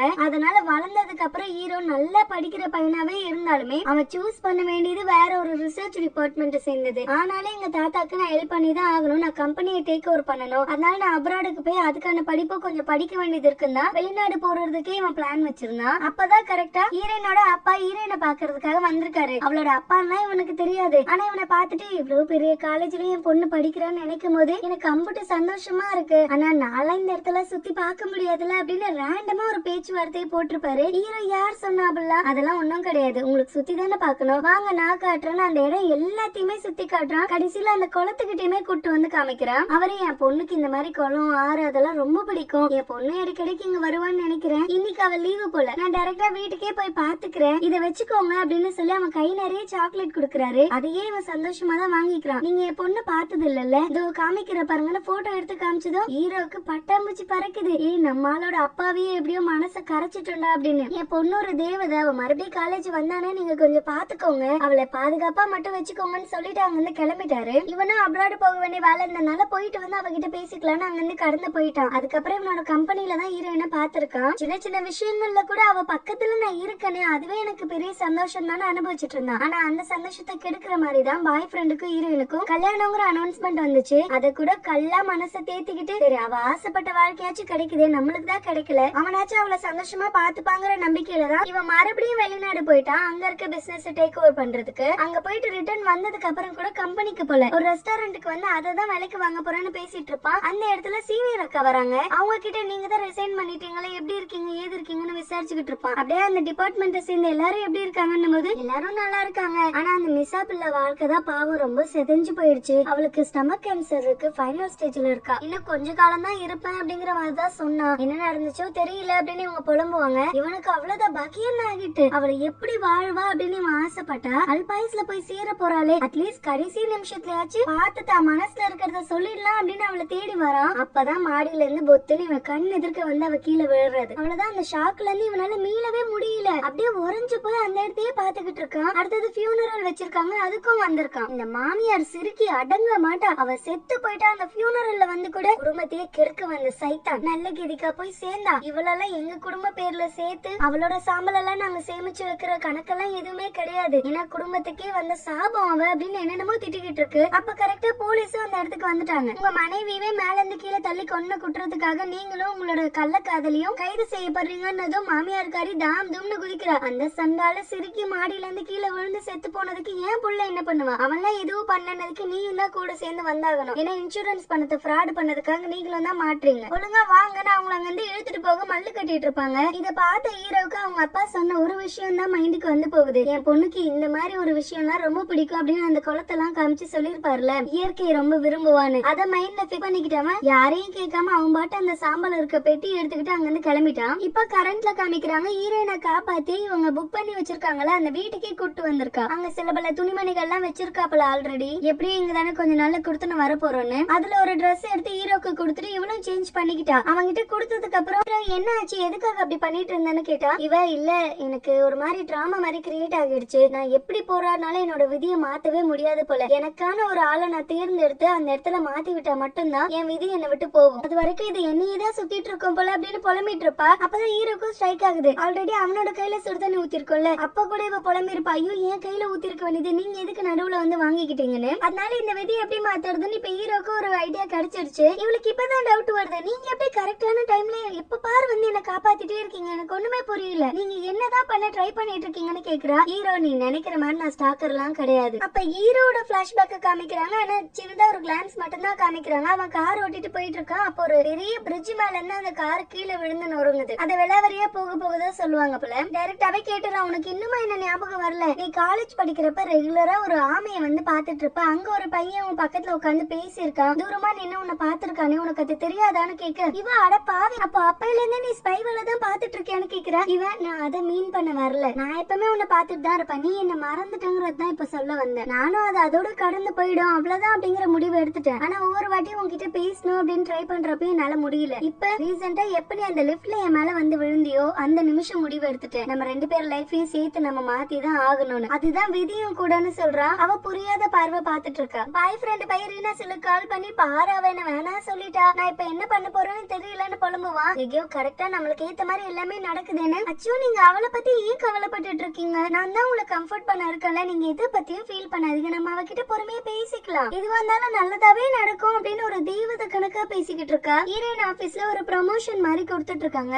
இருக்க டாப் இன்வெஸ்டர் எல்லாம் கூப்பிட்டு அவங்களுக்கு கிஃப்டா வீட்டெல்லாம் கொடுக்கற மாதிரியான ஒரு ப்ரமோஷன் தான். ஹீரோயினோட போன லைஃப்ல மீக்கு இந்த கம்பெனி விட்டு போறதுக்கே இந்த ப்ரமோஷனல் ஆஃபர் தான் காரணமா இருந்துச்சு. ஏன்னா பீனட் கலந்த ஒரு ஸ்வீட் அங்க வந்திருக்க ஒரு இன்வெஸ்டருக்கு கொடுத்திருக்காங்க. அவருக்கு அது பயங்கர அலர்ஜி, அவ தெரியாம பண்ணதுதான், ஆனா இவ என்னமோ வேணும்னு பண்ண மாதிரி எல்லாம் பழி இவ மேல தூக்கி போட்டு இவளை வேலை விட்டே துரத்தி விட்டாங்க. இனிமே இந்த கம்பெனிக்கு வரக்கூடாதுன்னு என்னென்னமோ பேசி மறுபடியும் அதே விஷயம் நடந்துடவே கூடாதுன்னு ஹீரோயின் வேகமா அந்த ஸ்வீட் ஸ்டோரேஜ் இருக்க இடத்துக்கு வர அந்த இடத்துல ஹீரோ ஆல்ரெடி எல்லாத்தையுமே தனியா பிரிச்சு வச்சுட்டான். இவளுக்கு ஒண்ணு மட்டும் தான் புரியல, எப்படி நம்மளுக்கு முன்னாடி இவனுக்கு எல்லாமே தெரியுது, எல்லாத்தையும் கரெக்டா பண்ணிடுறானே, இதெல்லாம் கோயின்சிடன்ட் மாதிரியே தோணலேன்னு யோசிச்சுக்கிட்டு அங்க இருந்து கடந்து போயிட்டா. ஆனா ஒரு விதி நடக்கணும்னா அது நடந்துதான் தீரும், அதை மாத்துறதுங்கிறது கஷ்டம் இல்ல. அதனால அந்த மேனேஜர் பையன் அந்த ஸ்டோரேஜ் இடத்துக்கு வந்து யாரு இங்க ஸ்வீட்டை வச்சுட்டு போனது, வெளில கொடுத்துதானே ஆகணும், யாருக்கும் இங்க பொறுப்பே இல்லப்பா, நானே இதை பண்ணிடுறேன்னு சொல்லி அந்த ஸ்வீட் எல்லாம் எடுத்துட்டு வருவான். இவன் கெட்ட நேரமோ என்னமோ கரெக்டா அந்த மெயின் இன்வெஸ்டரே அந்த இடத்துக்கு வராரு. அவர்கிட்ட உங்களுக்காக தான் சார் நான் ஸ்பெஷலா இதை கொண்டு வந்து சாப்பிடுங்கன்னு குடுக்குறான். ஆனாலும் அவங்க லைட்டா உஷாரா தான் இருக்காங்க. என் ஹஸ்பண்ட்க்கு பீனட் சாப்பிட்டா ஒத்துக்காதுப்பா, இந்த ஸ்வீட்ல அது இல்ல தானே, கன்ஃபார்ம் தானேன்னு கேக்குறாங்க. அப்படியா ஒரு நிமிஷம் இருங்க, நான் இன்கிரிடியன்ட் லிஸ்ட் ஒரு 8 பாத்துக்கிறேன் அப்படின்னு சொல்லி ரீனாவை போய் அனுப்பி வைக்கிறேன். அதுவா கைக்கு என்ன பேப்பர் கிடைக்குதா, எல்லாம் ஒரே ஸ்வீட் தானே, அதுல என்ன வித்தியாசப்பட்ட போதுன்னு போயிட்டு இது ஒரு ஷீட்டை கொண்டு வந்து குடுக்குறா. அங்க நிறைய டிஃபரெண்ட் பிளேவர்ஸ் ஆஃப் ஸ்வீட் இருக்கு. அதை கூட ப்ராப்பரா இது செக் பண்ணல. இது கொடுத்ததுல பீனட் இல்லன்னு போட்டிருக்கு. அவங்களும் வாங்கிட்டு கடந்து போயிட்டாங்க. அப்படியே நின்னு ஹீரோயினை பாக்குது. அவ சிரிச்சு சிரிச்சு எல்லார்கிட்டயும் சந்தோஷமா பேசிட்டு இருக்கா. அவ சிரிச்சாதான் இதுக்கு பொறுக்காது. அதனால எல்லாரும் போற வரைக்கும் வெயிட் பண்ணிட்டு இருந்துச்சு. ஹீரோயினும் அங்க உட்காந்து ஏதோ ஒரு வேலை பாத்துட்டு இருப்பா. குடிச்சுக்கிட்டே வந்துட்டு என்ன பண்ற, நம்ம 2 பேரும் வெளியில போலாமா, நம்ம 2 பேரும் மட்டும் ஜாலியா போயிட்டு வரலாம்னு கூப்பிடும். இல்ல இன்னொரு நாள் போலாமே அவாய்ட் பண்ற மாதிரி தான் பேசுறா. அவ எது கேட்டாலும் இவ அவாய்ட் பண்ணிட்டே இருக்காள. அவள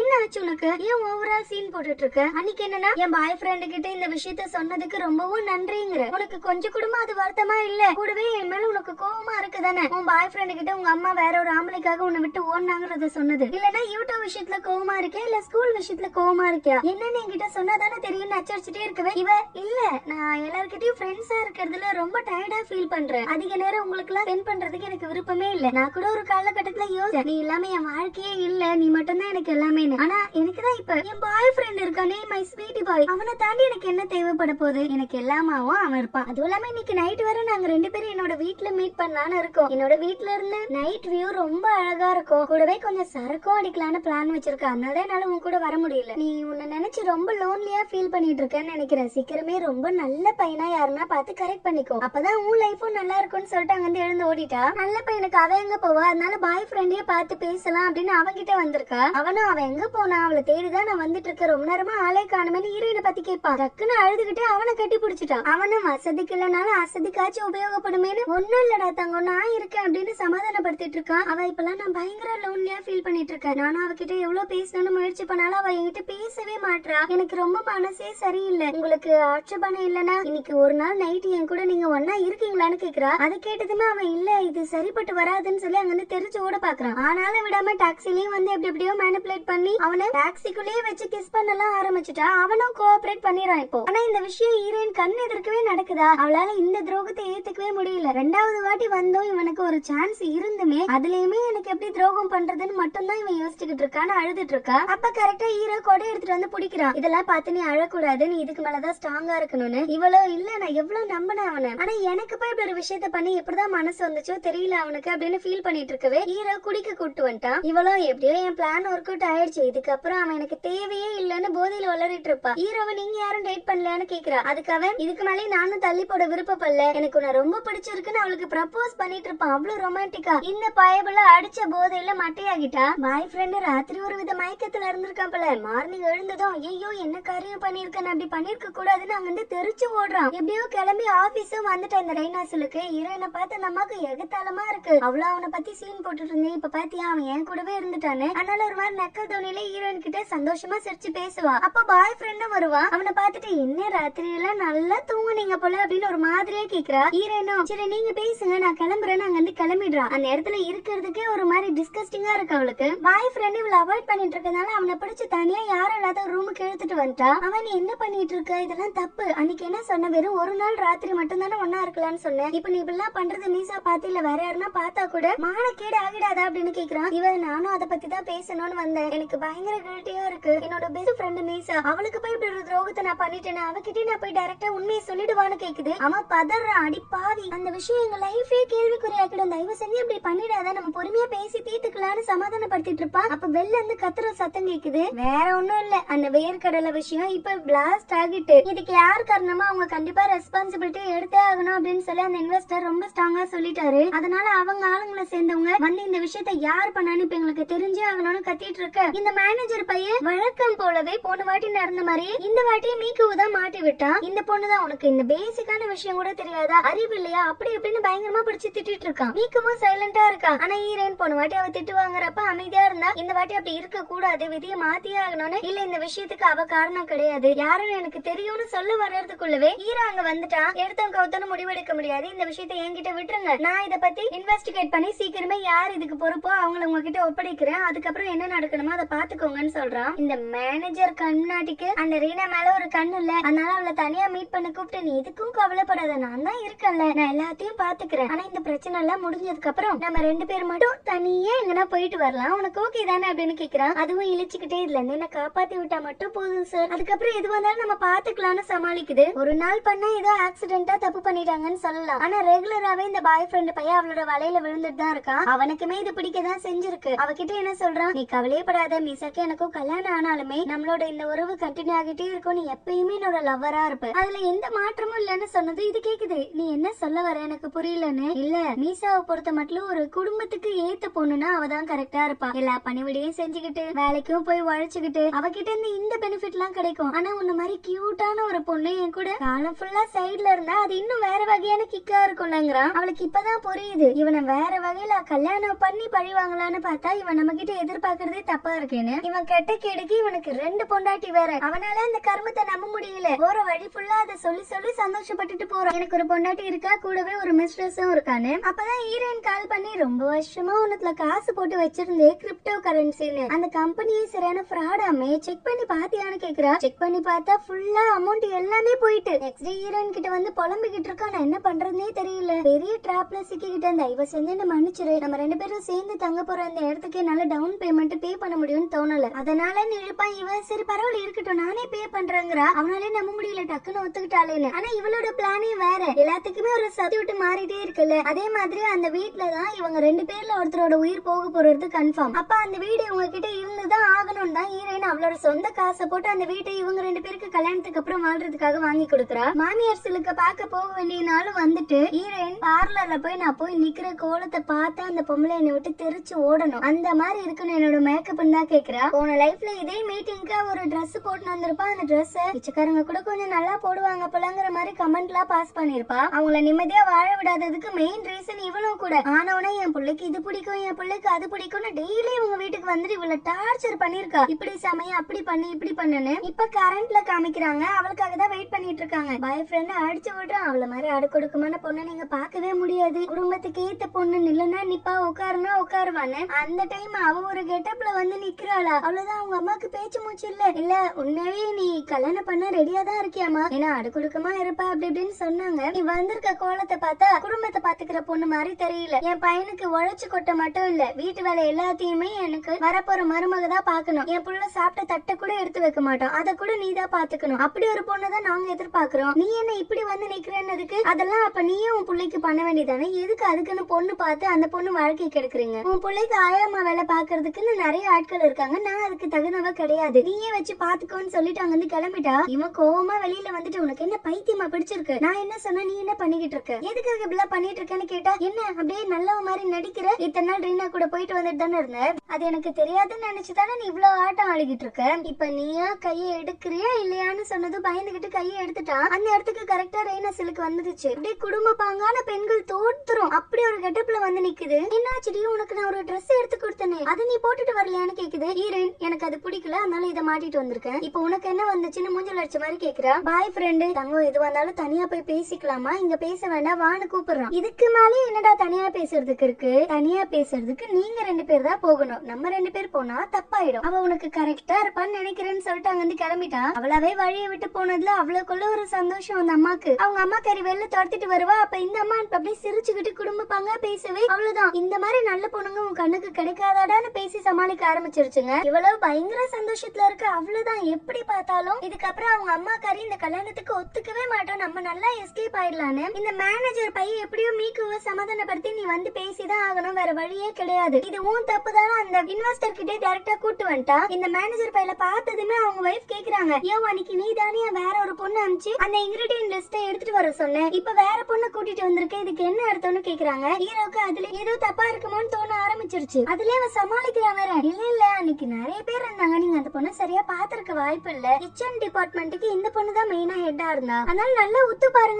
அங்க இருக்க எல்லாருமே ஒரே காஸ்டியூமே போட்டிருந்தாங்க. இந்த லோவர் ரேங்க்ல இருக்கவங்க எல்லாருக்கும் சொல்றேன், ஹீரோயின் மாதிரி ஹையர் ரேங்க்ல இருக்கவங்க வேற காஸ்டியூம்ல இருந்தாங்க, அதனால அந்த லேடியே கன்ஃபியூஸ் ஆயிட்டாங்க. போன லைஃப்லயும் இதே மாதிரிதான் இவதான் பண்ண அப்படின்னு அதுவும் கால்ல விழுந்து மன்னிப்பு கேட்டிருப்பா, அதுவும் ஹீரோ கண் எதிர்க்கவே. அப்ப ஹீரோ மீக்கவும் நம்பி இருக்க மாட்டான். இப்பயும் அதே மாதிரி அவங்க ஆமா ஆமா எனக்கு கன்ஃபார்மா தெரியும் இந்த பொண்ணுதான் சொல்லவே மேனேஜர் அவங்க கால்ல விழுந்து மன்னிப்பு கேளுங்கிறான். இவன் மன்னிப்புன்னு வர்றதுக்குள்ளவே ஹீரோ ஒரு நிமிஷம் நிப்பாட்டு, நான் எதுக்கும் தேவைப்படும் தான் இன்னைக்கு நடந்த ஈவென்ட் ஃபுல்லாவே ரெக்கார்ட் பண்ணி வச்சிருக்கேன், அந்த ரெக்கார்டிங் ஃபுட்டேஜையும் கொண்டு வரேன், அதுல செக் பண்ணி பார்த்தா யாரு வந்தா என்ன எதுங்கிறது கிளியர் கட்டா தெரிஞ்சிட போகுதுன்னு அவங்க கிட்டே ப்ளே பண்ணி காமிக்கிறான். ரெய்னாவோட போட்டோவை காமிச்சு இப்ப இந்த பொண்ணு தானே உங்களுக்கு கொண்டு வந்து கொடுத்துச்சு, அதுதானே உண்மை அப்படின்னு கேட்டதுக்கு ஆமா ஏதோ மறதியில சொல்லிட்டேன்னு நினைக்கிறேன், இந்த பொண்ணுதான், இது டவுட் இல்லாம நான் கன்ஃபார்மா சொல்ல முடியும்னு சொல்லிட்டாங்க. மேனேஜருக்கா கையேர்ந்த நிலை, அவளை காப்பாத்தி ஹனிமூன் போலான்னு நினைச்சிருந்தாரு. இப்ப ஒன்னும் போக முடியாத நிலைமைக்காகிட்டு ஹீரோவும் மன்னிப்பு கேட்கிறான். நடந்ததுக்கு இன்னொரு வாட்டி என்னோட எம்ப்ளாயிஸ்னால இந்த மாதிரி மிஸ்டேக் நடக்காம நான் பாத்துக்கிறேன், இத பண்ண எம்ப்ளாய்க்கு தகுந்த தண்டனையும் நான் கொடுத்துறேன், நீங்க எதுக்கும் கவலைப்படாதீங்கன்னு பேசிட்டு அங்க வந்து கிளம்பிட்டான். மேனேஜரை பாய்கிட்ட உனக்கு நல்லா தெரியும் ரெய்னா சிலுக்கு தான் இந்த வேலையை பார்த்து வச்சான்னு, அப்படியே நீ அவளுக்கு சப்போர்ட் பண்ணி மீக்குவை எதுக்கு நீ ஃப்ரேம் பண்ண பார்த்தேன்னு கேட்டா ஐயோ சார் சத்தியமா எனக்கு ஞாபகமே இல்ல சார், ஞாபகம் இருந்தா நான் இப்படி போய் சொல்லுவேனா சொல்லுங்க பாப்போம் அப்படின்னு மழுப்ப பாக்குறான் ஹீரோ. அப்ப ஃபர்ஸ்ட் டைமும் நீங்க தான் இதை பண்ணிருப்பீங்களான்னு கேக்குறான். அந்த மேனேஜருக்கு புரியல. அப்பதான் பிளாஷ்பேக் காமிக்கிறாங்க. இதே மாதிரி மீக்குவை எல்லாரும் சேர்ந்து ஃப்ரேம் பண்ணிருப்பாங்க. மீக்கு கெஞ்சி கதறா, நான் பண்ணல அண்ணா, நீ எதை வேணா செக் பண்ணி பாரு, சத்தியமா எனக்கும் இதுக்கும் எந்த சம்பந்தமும் இல்ல, என் சொந்த அண்ணாவே என்ன நம்பலனா மத்தவங்க எப்படி என்ன நம்ப போறாங்க அப்படின்னு எவ்வளவு கேட்டிருப்பா. ஆனாலும் ஹீரோ கம்பெனி ரூல்ஸ் படி தான் என்னால நடந்துக்க முடியும், உன் மேலதான் தப்புன்னு எல்லாருமே சொல்றாங்க, அப்ப நீயா வேலை விட்டு போயிடுன்னு இவனே வேலை விட்டு தூக்கி இருப்பான். உங்களை சொல்லி என்ன பண்றது, என் சொந்த தங்கச்சியை நானே நம்பல, இதுல நீங்க எங்க நம்புவீங்கன்னு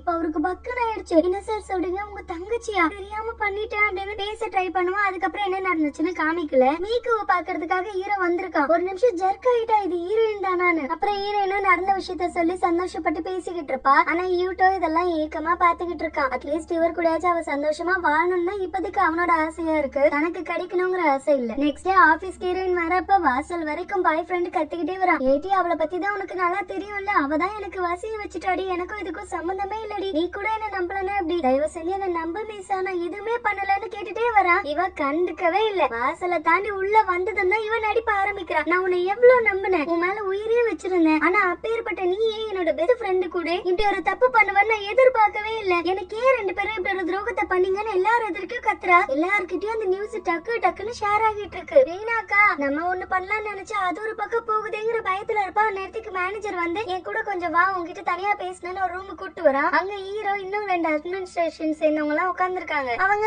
சரி ஓகே நீ தானே அந்த இன்கிரிடியன்ட் லிஸ்ட் எடுத்துட்டு போய் அவர்கிட்ட கொடுத்த, ஆனா நீ ஏன் எதுவுமே சொல்லாம மீக்கு தேவையில்லாம இதுல மாட்டி விட்டு நீ சேஃப் ஜோன்ல உட்காந்துட்ட அப்படின்னு ஹீரோ கேக்குறா. அது ஐயோ சார் சத்தியமா நான் பண்ணல, மீக்கு தான், உங்களுக்கு அதுல எந்த சந்தேகம் இருந்தாலும் நீங்க மேனேஜரை கேட்கலான்னு மேனேஜரை பாக்குது. மேனேஜர் என்னால காப்பாத்த முடியாது மன்னிச்சிருன்னு சிக்னல் கொடுக்குறா. ஹீரோ நாங்க எல்லாத்தையும் ஃபுட்டேஜ்லயே கிளியர் கட்டா பாத்துட்டோம், இவ்வளவு பெரிய குற்றத்தை பண்ணிட்டு அதை இன்னொருத்தவங்க மேல பழிய போட்டது இல்லாம உங்களை பத்தி கம்பெனிலேயே இப்ப கேவலமான ஒரு காசிப் போடிட்டு இருக்கு, இந்த மாதிரி ஒரு ஆள் இதுக்கப்புறம் இந்த கம்பெனில வேலை பார்க்கணும்னு அவசியம் இல்ல, வெளியில போ அப்படின்னு சொல்லி துரத்து விட்டா. வெளில வரும்போது எதிரில ஹீரோயின் வரா. ஹீரோயின் கிட்ட நான் பண்ணதெல்லாம் தப்பு தாண்டி, ஆனா உனக்கு தெரியும்ல நான் வேணும்னு எதுவும் பண்ணிருக்க மாட்டேன்னு, எனக்காக நீ பேசாம வேற யார் பேசுவா, இவங்க ஏதோ மொத்தமாவே நான் தப்பு பண்ண மாதிரி பேசி என்ன வெளில அனுப்புறாங்க, நீ கொஞ்சம் அந்த எட்டு கிட்ட பேச, நான் எந்த தப்பும் பண்ணல, எனக்கு ஒரு வாய்ப்பு கொடுக்க சொல்லி கொஞ்சம் எனக்கு ஹெல்ப் பண்ணு அப்படின்னு கேக்குறா. இவ நானு உனக்கு ஏண்டி கூட இருந்தே எனக்கு கல்யாணம் ஆகி புருஷனாக போறவன் கூடவே நீ ஒண்ணுமனா இருந்துகிட்டு அது ஜஸ்ட் ஒரு ஆக்சிடென்ட், எனக்கே ஹெல்ப் பண்ணுன்னு அசால்ட்டா வந்து நிக்கிறல்ல, ஆனா உன்னை நான் மன்னிக்கவே மாட்டேன் இந்த ஜென்மத்துல, என்னோட பாய் ஃப்ரெண்ட் கூட ஏதோ பரவாயில்ல, நீ தான் அவனை செடியூஸ் பண்ண, இனிமே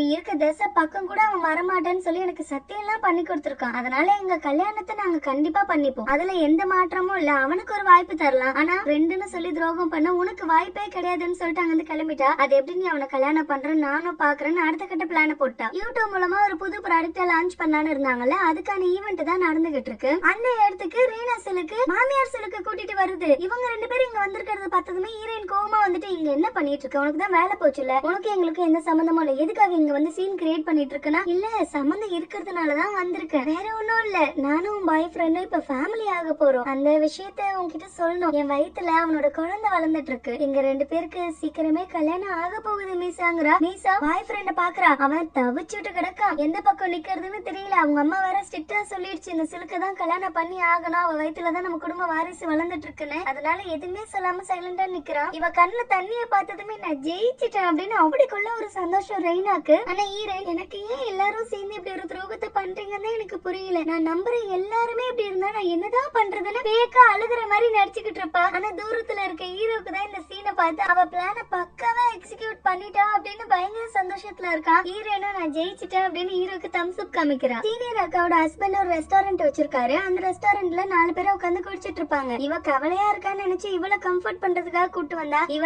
யாருன்னா கவலைப்படுவாங்களா, என் வாழ்க்கையை பிடிச்ச ஒரு சைத்தான் ஃப்ரெண்டு, என்ன சுரண்டி தின்ன பார்த்து ஒரு கேடு கட்டவன் பாய் ஃப்ரெண்டு, இவங்க 2 பேரும் என் வாழ்க்கையில இருந்து பிரிச்சு 2 பேரையும் செட்டு சேர்த்து விட்டுட்டேன், இதுல போய் யாருன்னா கஷ்டப்படுவாங்க கொடுத்தாங்களா, இன்னைக்குதான் என் வாழ்க்கையே முழுமை அடைஞ்சிருக்கு, நான் ரொம்ப சந்தோஷமா இருக்கேன்னு குடிச்சிட்டு இருக்கா. மேனேஜர் பையனை இங்க இருந்து தூக்கி குடோனுக்கு போட்டு விட்டாங்க, இனிமே நீ அங்கதான் இருக்கணும்னு. அந்த மேனேஜர் வேலையை சீனியர் அக்காக்கு கிடைச்சிருச்சு. அதையும் சேர்த்து சந்தோஷமா செலிப்ரேட் பண்ணிட்டு இருக்காங்க. அவங்க ஹஸ்பண்ட் ரெஸ்டாரண்ட்ல ஒரு சின்ன பொண்ணை வேலைக்கு எடுத்திருக்காரு. இந்த ஆள் அந்த பொண்ணை பாக்குற விதமே சரியில்லை. ஆனா அதை அவங்க 4 பேருமே நோட் பண்ணல. எனக்குதான் எல்லாம் கிடைச்சிருச்சு, இனிமே நான் தான் ராணிங்கிற நினைப்புல பாய் ஃப்ரெண்டோட வீட்டுக்கு போய் உட்கார்ந்த அப்புறம் தான் தெரியுது அவங்க அம்மா எப்படி ஒரு சைக்கோ கிழவின்னு. அதை இஷ்டப்படிதான் அந்த கல்யாணத்துல ஒவ்வொரு விஷயமும் நடக்குது. நான் பார்த்து வைக்கிற ட்ரெஸ் தான் போடணும் அப்படி இப்படின்னு எல்லாத்தையுமே அவங்க இஷ்டத்துக்கு தான் முடிவு எடுத்துட்டு இருக்காங்க. பாய் ஃப்ரெண்டும் எதுவும் சொல்ல மாட்டான், எங்க அம்மா சொல்படி செஞ்சுக்கோன்னு சொல்லிடுறான். அதுக்கு கொஞ்சம் கடுப்பா இருக்கு, இருந்தாலும் நடிப்பு போட்டுட்டு தான் இருக்கா இன்னமும். ஏன்னா கல்யாணம் ஆகுற வரைக்கும் சுயரூபத்தை காட்டக்கூடாதுங்கிற பிடிவாதத்துல இருக்கா. ஹீரோவும் ஹீரோயினும் இன்னைக்குதான் ஃபர்ஸ்ட் டே டேட்டிங்காக வெளில வந்திருக்காங்க. இவங்க 2 பேரோட ரிலேஷன்ஷிப் ஓரளவுக்கு இப்ப எந்த பிரச்சனையும் இல்லாம நிம்மதியா போயிட்டு இருக்கு. அவங்க படிச்ச காலேஜுக்கு தான் வராங்க. அவங்க 2 பேரோட ஹாபிட்ஸ் என்னென்ன பண்ணுவாங்கன்னு எல்லாத்தையுமே ஷேர் பண்ணிக்கிறாங்க. 2 பேருக்கும் சிமிலாரிட்டிஸ் நிறையவே செட் ஆகுது. கடைசியா அவங்க எப்ப ஃபர்ஸ்ட் டைம் மீட் பண்ணிக்கிட்டாங்களோ அந்த குளத்துக்கிட்டே உட்காந்து பேசிக்கிட்டு இருக்காங்க. அப்பதான் ஹீரோயின் அந்த ஆமையை பத்தியும் ஷேர் பண்றா. ஆனா இப்போதைக்கு அவளுக்கு சீக்கிரட்டா இருக்கட்டும், அந்த ஆமையை பத்தி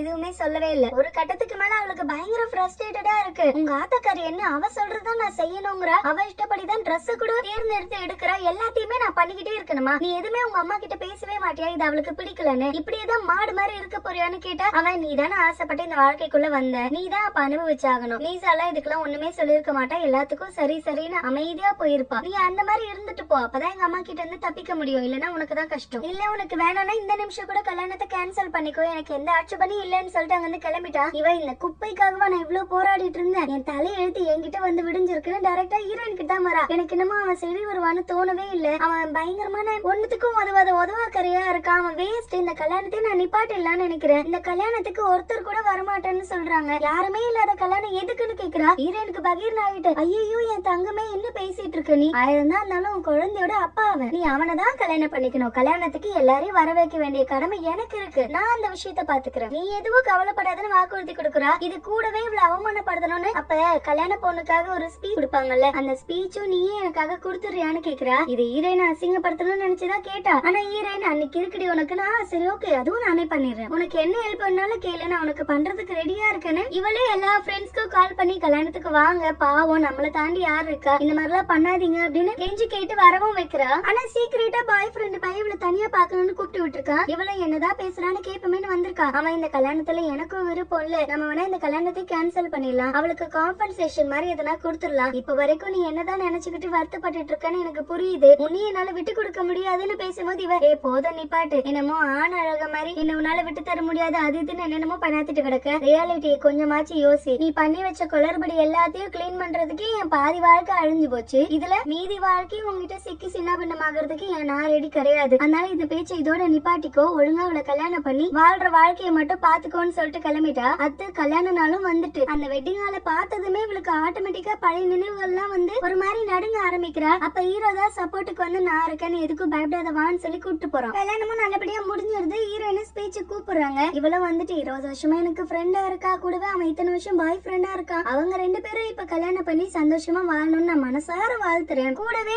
மைக் ஆஃப் பண்ணிட்டு கடைசி ஏதோ ஒரு சென்டென்ஸ் மட்டும் சொல்றா. அவ என்ன சொன்னாங்கிறது எனக்கு புரியல, ஆனா ஏதோ ஒண்ணு தப்பா இருக்கு அப்படிங்கறது மட்டும் அவளுக்கு நல்லாவே விளங்கிட்டு இவளும் அங்கிருந்து கிளம்பிட்டா. இவ ஒரு மாதிரி லைட்டா ஒரு வித கவலையோடவும் மன சந்தோஷத்தோடவும் அங்கிருந்து கோட் கூட எடுக்காம கிளம்பி இருப்பா. ஹீரோ பின்னுக்குடியே வந்து கோட் போடாம போயிட்டு இருக்கு. கோல்டு பிடிக்காதா, வா எதனா ரெஸ்டாரண்ட் போயிட்டு வீட்டுக்கு போலான்னு சொல்லி கூப்பிடுமா. இன்னைக்கு கிறிஸ்துமஸ் ஈவினிங்கிறதுனால எல்லா ரெஸ்டாரண்ட்டுமே ஃபுல்லா இருக்கு, உனக்கு ஆட்சேபனை இல்லன்னா என்னோட வீடு பக்கத்துல தான் இருக்கு, அங்க வேணா போய் எதனா குக் பண்ணி சாப்பிடலாமான்னு கேட்க இவளும் சரி ஓகேன்னு அவன் கூடவே வீட்டுக்கு வரா. அப்பதான் அங்க ஆமையும் பாக்குறா. ஸ்டார்டிங்ல இவனுக்கும் ஆமை பிடிக்கும் வளர்க்கறான்னு நினைச்சு அதை கொஞ்சிக்கிட்டு இருப்பா. அதுக்கப்புறமா தான் இது இவ அந்த குளத்துக்கிட்ட வளர்த்த ஆமை மாதிரியே இருக்கவே அதை உத்து உத்து பாத்துக்கிட்டு இருக்கா. ஹீரோ ஆமா நீ கெஸ் பண்றது கரெக்ட் தான், அது நீ வளர்த்த அதே ஆமை தான், உனக்காக தான் நான் அதை கொண்டு வந்தேன்னது இவ.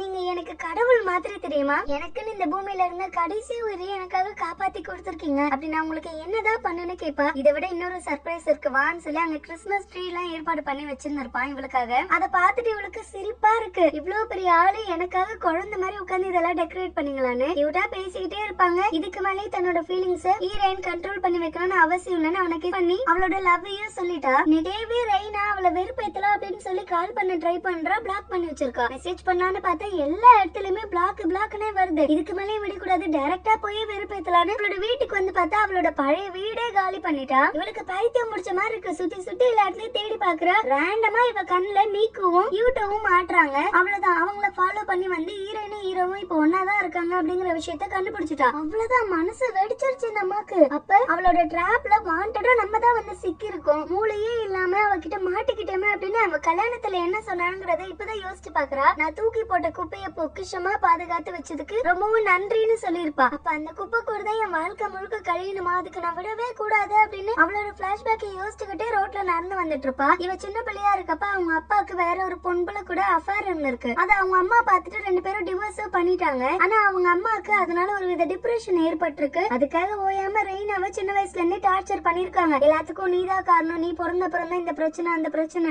அப்ப அவங்க அப்பா செட்டப் வச்சிருந்தாருல, அந்த லேடி வந்துதான் இவளுக்கு பிரேஸ்லெட் எல்லாம் எப்படி செய்யணும்ங்கறத கத்து கொடுத்தது. இவ கூட கொஞ்சம் நல்ல மாதிரியா பழக ஆரம்பிச்சிருக்கு. ஆனா ரொம்ப பாசெல்லாம் இல்ல, சும்மா என்னன்னு அதுல இவ லைட்டா அவங்க பக்கம் சாய ஆரம்பிச்சதுமே அவங்க அம்மாக்கு கடுப்பாகிட்டு, நான் உன்னை இவ்வளவு பார்த்தாலும் உனக்கு அந்த ஆள் கூடயும் அந்த பொம்பளை கூடயும் இருக்கதா பிடிச்சிருக்குல, உனக்கு தேவை நான் சாகணும் அவ்வளவுதானு கேட்டா பதில் சொல்லாம அமைதியா இருப்பா. பதில் சொல்லி தொல்லன்னு ஒரு போர்ஸ்ல ஒரு கிளாஸ தூக்கி அடிப்பாங்க. அந்த கிளாஸ் இவ மேல படுறதுக்கும் அவங்க கீழே போய் விழுறதுக்கும் கரெக்டா இருந்திருக்கும். அவ்வளவுதான், அவங்க அம்மாவும் இறந்துட்டாங்க. ஆனா இவ பெருசா அதுக்கு வருத்தம் ஒன்னும் படல. சரி, அப்பா கூட இனிமே சந்தோஷமா இருப்போம்னு பார்த்தா அவங்க அப்பா ஒரு ட்விஸ்ட் இருக்கிறான். இல்ல, உங்க அம்மாவோட ரிலேட்டிவ் வந்து நாளைக்கு உன்னை பாத்துப்பாங்க, இதுக்கு மேல அவங்க கூட தான் நீ இருந்தாகணும், என்னால உன்னை கூட்டு போய் வச்சு கவனிச்சுக்க முடியாது, எனக்கெல்லாம் அவன் நிறைய வேலை இருக்கு, நீ அவங்க கூட சேஃபா இருந்துக்கோன்னு சொல்லிட்டு அவன் கிளண்டுகிட்டான். அப்படியே வாழ்க்கையே வெறுமனே ஆன மாதிரி தனியா ரோட்ல தெரிஞ்சுக்கிட்டு இருக்கப்பதான் ஹீரோயின் உட்காந்து அழுதுட்டு இருந்ததை பார்த்தா. சரி, இவளுக்கும் நம்மள மாதிரி யாரும் இல்ல போலந்தான் ஸ்டார்டிங்ல ஜென்யூனாவே ஒரு ஃப்ரெண்ட்ஷிப்பை கிரியேட் பண்ணிருக்கா. ஆனா அதுக்கப்புறமா தான் ஹீரோயினுக்கு பாசமா பாத்துக்கிற ஒரு அப்பாவும் பாட்டியும் இருக்காங்க அப்படிங்கறது தெரிஞ்சதும் அவளை சந்தோஷமா வாழ விடக்கூடாது. அது எப்படி நான் மட்டும் ஒரு குடும்பம் இல்லாம கஷ்டப்பட்டுட்டு இருப்பனா, இவ மட்டும் சந்தோஷமா இருக்கணுமாங்கிற அல்பமான ஒரு பொறாமையில தான் சின்ன வயசுல இருந்து அவளை பழி வாங்கிட்டே தெரிஞ்சிருக்கா. ஆனா எல்லா கால சூழ்நிலையிலுமே ஹீரோயின் இவளுக்கு ஒரு நல்ல ஃப்ரெண்டா தான் இருந்திருக்கா. இவ கஷ்டப்படும் போதுலாம் இவளுக்கு உறுதுணையா இருந்த பொண்ணை போயிட்டு இப்பயுமே அவ மேலதான் பழியை தூக்கி போட்டு அவளை பழி வாங்குறதுக்கு ரெடியும் ஆகிட்டா. ஹீரோயின் ஹீரோ வீட்டுல சாப்பிட்டுக்கிட்டு இருப்பா. அப்ப ஏதோ தேவைப்படுதுன்னு அவளை தான் எடுத்துட்டு வர அனுப்புவாங்க. ஒரு பாக்ஸ் ஓபன் பண்ணி பார்த்தா இந்த சாக்லேட் ராப்பர் இருக்குல்ல, அதுல எப்பவுமே உங்க அப்பா பொம்மை மாதிரி ஏதோ செஞ்சு கொடுப்பாரு, அதே விஷயத்த ஹீரோவும் செஞ்சு வச்சிருக்கா. இவளுக்கு டவுட் ஆகுது, இது எப்படி இவனுக்கு தெரியும், இது கோஇன்சிடென்ட்டா இல்ல உண்மையாவே நடக்கிறதான்னு. அப்ப ஹீரோவும் வந்து அந்த பாக்ஸ்ல இல்லமா வேற பாக்ஸ்ல இருக்குன்னு ஏதோ எடுத்து கொடுத்து அவ என்ன பார்த்தாங்கறத பார்க்காமலே கிளம்பிட்டான். நியூ இயர் 2 பேரும் ஒன்னாதான் செலிப்ரேட் பண்ணிட்டு இருப்பாங்க. இந்த நியூ இயரோட கிஃப்ட் இவன் ஃபுல் பாடி மெடிக்கல் செக்அப் தான் ஹீரோயினுக்கு கொடுக்கறான். இவளுக்கு எல்லாமே டவுட் ஆகிட்டே இருக்கு. ஃபியூச்சர்ல அவ கவனிக்காமலே விட்டதுனாலதான் அவளுக்கு கேன்சர் இருக்கிறதே தெரியாம ஃபைனல் ஸ்டேஜ் வரைக்கும் போச்சு. இப்ப அதை முன்கூட்டியே அறியறதுக்கு இவன் இந்த மாதிரி டெஸ்ட் எல்லாம் எடுக்கவே இவனுக்கு எப்படி இது தெரியும்? அவங்கிட்ட கேட்டுறா, நீங்க பண்றதெல்லாம் எனக்கு ஏதோ ஆல்ரெடி தெரிஞ்ச மாதிரி பண்ற மாதிரி இருக்கு, நீங்க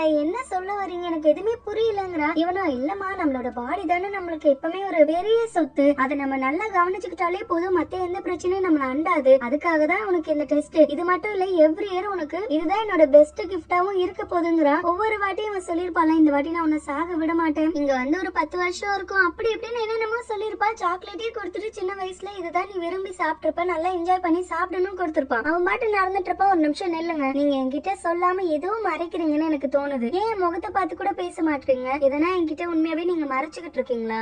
எனி சான்ஸ் நீங்க எங்க அப்பாவை இதுக்கு முன்னாடி எங்கன்னா மீட் பண்ணிருக்கீங்களான்னு கேக்குறா. ஹீரோ பதில் சொல்ல வர்றதுக்குள்ளவே இவங்க எப்பவுமே வருவாங்கல்ல ஒரு ரெஸ்டாரண்ட், அந்த இடத்துல அந்த பாட்டி வெளியில வந்து நிக்கிறாங்க, கடையை மூடுறாங்க. என்ன ஆச்சுன்னு விசாரிச்சேன், என் ஹஸ்பண்ட்க்கு முடியலமா, அதனால தனியா என்னால பாத்துக்க முடியாதுன்னு தான் க்ளோஸ் பண்றேன், அவருக்கு சரியான மறுபடியும் ஓபன் பண்றதுக்கு வாய்ப்பு இருக்குன்னு சொல்லிட்டு போறாங்க. ரெய்னாசிலுக்கு இவங்க இப்ப இருக்காங்கல்ல, அந்த இடம் யார் பேர்ல இருக்குன்னு செக் பண்ணணும்னு டைரக்டா அந்த பில்டிங்கே வந்திருக்கா. நான் இவனோட பொண்டாட்டி, என் பேர் மீசா, என்னோட பேர்ல தான் அது இருக்கா இல்லன்னா என் ஹஸ்பண்ட் எதுனா தில்லுமுள்ளு பண்ணிருக்கானான்னு செக் பண்ணணும்னு அதை செக் பண்ணி பார்த்தா அந்த இடம் ஹீரோயினோட பேர்ல தான் இருக்கு. அடுத்தது ஹீரோயினோட ஆபீஸ் வாசல்ல வந்துதான் வேவ் பாத்துட்டு இருக்கா. அவ சந்தோஷமா சிரிச்சு பேசிட்டு போறது அப்படி வயிறு எரிஞ்சு பாத்துட்டு இருக்கா. யூட்டோட ரெஸ்டாரண்ட்ல தான் இவங்க 3 பேர் பேசிட்டு இருப்பாங்க. அப்ப சீனியர் அக்கா, என் ஹஸ்பண்ட் அந்த சின்ன பொண்ணு கூட போய் டேட் பண்ணிக்கிட்டு இருக்கான், எனக்கு துரோகம் பண்ணிட்டு இருக்கான், என் கண் எதிர்க்க நான் அதை பாத்துட்டேன், டேட் பண்ணது கூட பிரச்சனை இல்லை, என் பொண்ணோட படிப்பு செலவுக்காக காசு போட்டு வச்சிருந்தோம், அந்த காசு ரெஸ்டாரண்ட்ல இருந்து வர காசு எல்லாத்தையும் கொண்டு போயிட்டு அந்த பொண்ணு கிட்ட கொடுத்துட்டு இருக்கான். இதுக்கு மேலே அவனை சும்மா விடுறது வேலைக்காகவே என்னோட பொண்ணு கூட்டு போயிட்டு எங்க அம்மா வீட்டுல விட்டுட்டு இன்னைக்கு ராத்திரியே அவனை கையங்களை கையங்களமா பிடிக்கலாங்கிற முடிவுக்கு வந்துட்டேன். அதை பண்ணிதான் ஆகணும்னு ஹீரோயின் பயப்படுறா. அக்கா ஏக்கா நீங்க தனியா போய் இதெல்லாம் பண்ணணும்னு அவசியம் இல்லைன்னா இல்ல வேற வழி இல்லை, என் பொண்ணுக்காக வச்சு மிச்சம் இருக்கிறதையாச்சும் நான் சேர்த்து எடுத்து வச்சாகணும். எப்படியும் அவனை விட்டு பிரிய போடுறதுன்னு ஆகியாச்சு. ஆனா கரெக்டா அவனை கையங்களமா பிடிச்சா மட்டும்தான் அதுக்கான சான்ஸ் இருக்கும்ல, இல்லன்னா எதனா சொல்லி எஸ்கேப் ஆகிடுவான் அப்படின்னு அவங்க பயப்படுறாங்க. ஹீரோயின் இல்ல நீங்க தனியா போக வேண்டாம், நாங்களும் உங்க கூட வரோம், எதுவானாலும் சேர்ந்தே பேஸ் பண்ணலான்னு உங்க கூட வர டைரக்டா வீட்டுக்கே அந்த பொண்ணு கூட்டு வந்து ஒன்னமனமா இருந்துட்டு இருக்கான். அப்ப கரெக்டா இந்த அக்கா பிடிச்சி எவ்வளவு தைரியம் இருக்கணும், என்ன போய் ஏமாத்த உனக்கு எப்படி மனசு வந்துச்சுன்னு அவனை போட்டு அடிச்சுக்கிட்டு இருந்தா. அந்த சின்ன சிறுக்கி என்ன கேக்குறா, ஆமா நீ தான் வேலை வேலைன்னு ஓடி அவனை கம்ஃபர்ட் பண்ணவே இல்லையே, அந்த இடத்த நான் எடுத்துக்கிட்டே பரல என்ன தப்பு இருக்குன்னு இவ்வளவு சீன் போட்டுட்டு இருக்கேங்கிறா. ரீனா கேட்ட அதே வார்த்தைகள் இப்ப வேற மாதிரி இவ வாயில இருந்து வருதா. ஹீரோயினுக்கு தான் இந்த மாதிரி பழைய இன்சிடென்ட் மறுபடியும் நடந்தாலே ஒரு மாதிரி தம்பித்து போயிடுறாள். அந்த இடத்துல அப்படியே உறைஞ்சு போய் அவங்களே பாத்துக்கிட்டு இருக்கா. அவளால எதுவுமே அந்த இடத்துல அதுக்கப்புறம் நடத்த முடியல. அக்காவோ இதுக்கப்புறம் உங்ககிட்ட ஒரு வார்த்தை பேச கூட நான் ரெடி இல்லடா, உங்க அம்மா அப்பா கிட்ட எது வந்தாலும் பேசிக்கோ, நான் அவங்க கிட்ட பேசிக்கிறேன்னு போன் எடுத்துக்கிட்டு வெளில போறாங்க. இவனும் அவங்க கிட்ட சொல்லிட்டாதேன்னு பின்னாடியே வந்து அந்த போனை புடுங்க ட்ரை பண்ணிட்டு இருக்கா. ஹீரோயினும் பாய் ஃப்ரெண்டும் எப்படி மல்லு கட்டிட்டு இருந்தாங்களோ அதே இன்சிடென்ட் மறுபடியும் நடந்துகிட்டு இருக்கு. இந்த வாட்டி இவங்களுக்கு ஹெல்ப் பண்றதுக்காச்சு ஹீரோயின் இருக்கால, அதனால நடுவுல புகுந்து ரெண்டு பேரையும் சேர்த்து இழுத்து கீழே தள்ளிட்டா. அதனால உயிர் போகல, எந்த ஆபத்தும் இல்லாம சேஃபா தப்பிச்சுட்டாங்க. ஆனாலும் விதி வலியதாச்சு. அக்காவோட முடிவு தீர்மானம் ஆனதுதான் போல. அதனால திடீர்னு வயிறு வலி வந்து அந்த படிக்கட்டுல அப்படியே உருண்டு பரண்டு கீழே விழுந்துட்டாங்க.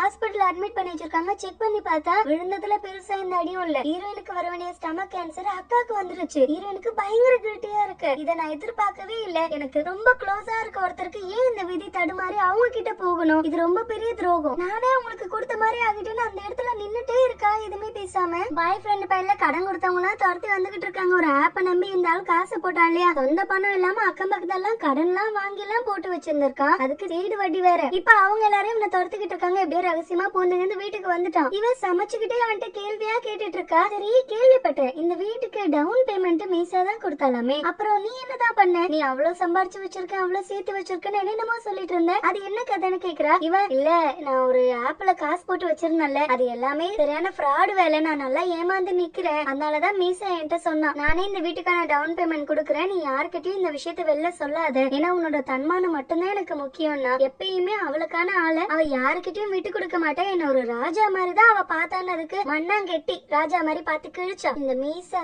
சிறுக்கி எதுக்கு இப்படி ஒரு வேலையை பார்த்து விட்டான்னு எனக்கு இப்ப வரைக்கும் புரியல அப்படின்னு இருக்கிறதுல ஸ்பைசியான ஃபுட்டா சாப்பிட்டுட்டு இருக்கா. அவன் மாசமா இருக்க பிள்ளைகளும் ஸ்பைசியா சாப்பிடலாமா, குழந்தைக்கு ஒத்துக்காதுலன்னதுக்கு குழந்தைக்கா இன்னும் ஒத்துக்கிற மாதிரி ஒண்ணு பண்ணுவான்னு போய் சரக்கு எடுத்துட்டு வந்து அடிக்கிறா. இவன் பதறி அடிச்சிட்டு வந்தா குழந்தையும் இல்ல ஒரு மண்ணும் கிடையாது, எனக்கு தேவை அந்த மீசா சந்தோஷமா இருக்க கூடாது, அதனால அவளை பழி வாங்குறதுக்காக தான் நான் உன்னை கல்யாணம் பண்ணணும்னு ஆசைப்பட்டேன். ஆனா பார்த்தா இருக்கிறதுல ஒஸ்டான ஒரு குப்பையும் என் தலையில கட்டி விட்டு அவ என்னன்னா ஜாலியா அந்த பணக்காரன் கூட செட்டில் ஆகிட்டா. அவ போட்டு அம்புட்டும் நாடகம் சீப்பான ஒரு அபார்ட்மெண்ட்ல இருந்தால இப்ப அதை காலி பண்ணிட்டு அந்த சுசுகி கூட அவ்வளவு லக்ஸரியஸான ஒரு அபார்ட்மெண்ட்ல செட்டில் ஆகிட்டா. என்னமா அவ உயிருக்கு உயிரா காதலிச்ச மாதிரி இவ்வளவு கொந்தளிச்சுட்டு கிடக்குற, உனக்கெல்லாம் அவதான் கரெக்டா இருந்திருப்பா, நான் தான் வந்து சிக்கிட்டேனுங்கிறா. இவன் நீ போய் சொல்லிட்டு இருக்கேன், என் மீசா அப்படியேப்பட்டவ கிடையாது, நேத்துக்கு என்ன பிரேக்கப் பண்ணிட்டு இன்னைக்கு அவன் கூட போற மாதிரி அவ எப்படி இருப்பான்னதுக்கு ஐயோ உனக்கு தாண்டா உலகம் புரியல, அடி முட்டாள், உனக்கு மூளைன்னு ஒண்ணு இருந்துச்சுன்னா அதை கொஞ்சமாச்சு உபயோகப்படுத்தி பாரு, நீ சரியான கடனாளி, உங்க அம்மா வாழை பிடிச்சுக்கிட்டே இப்ப வரைக்கும் சுத்திட்டு வந்துட்டு இருக்க, ஒண்ணுத்துக்கும்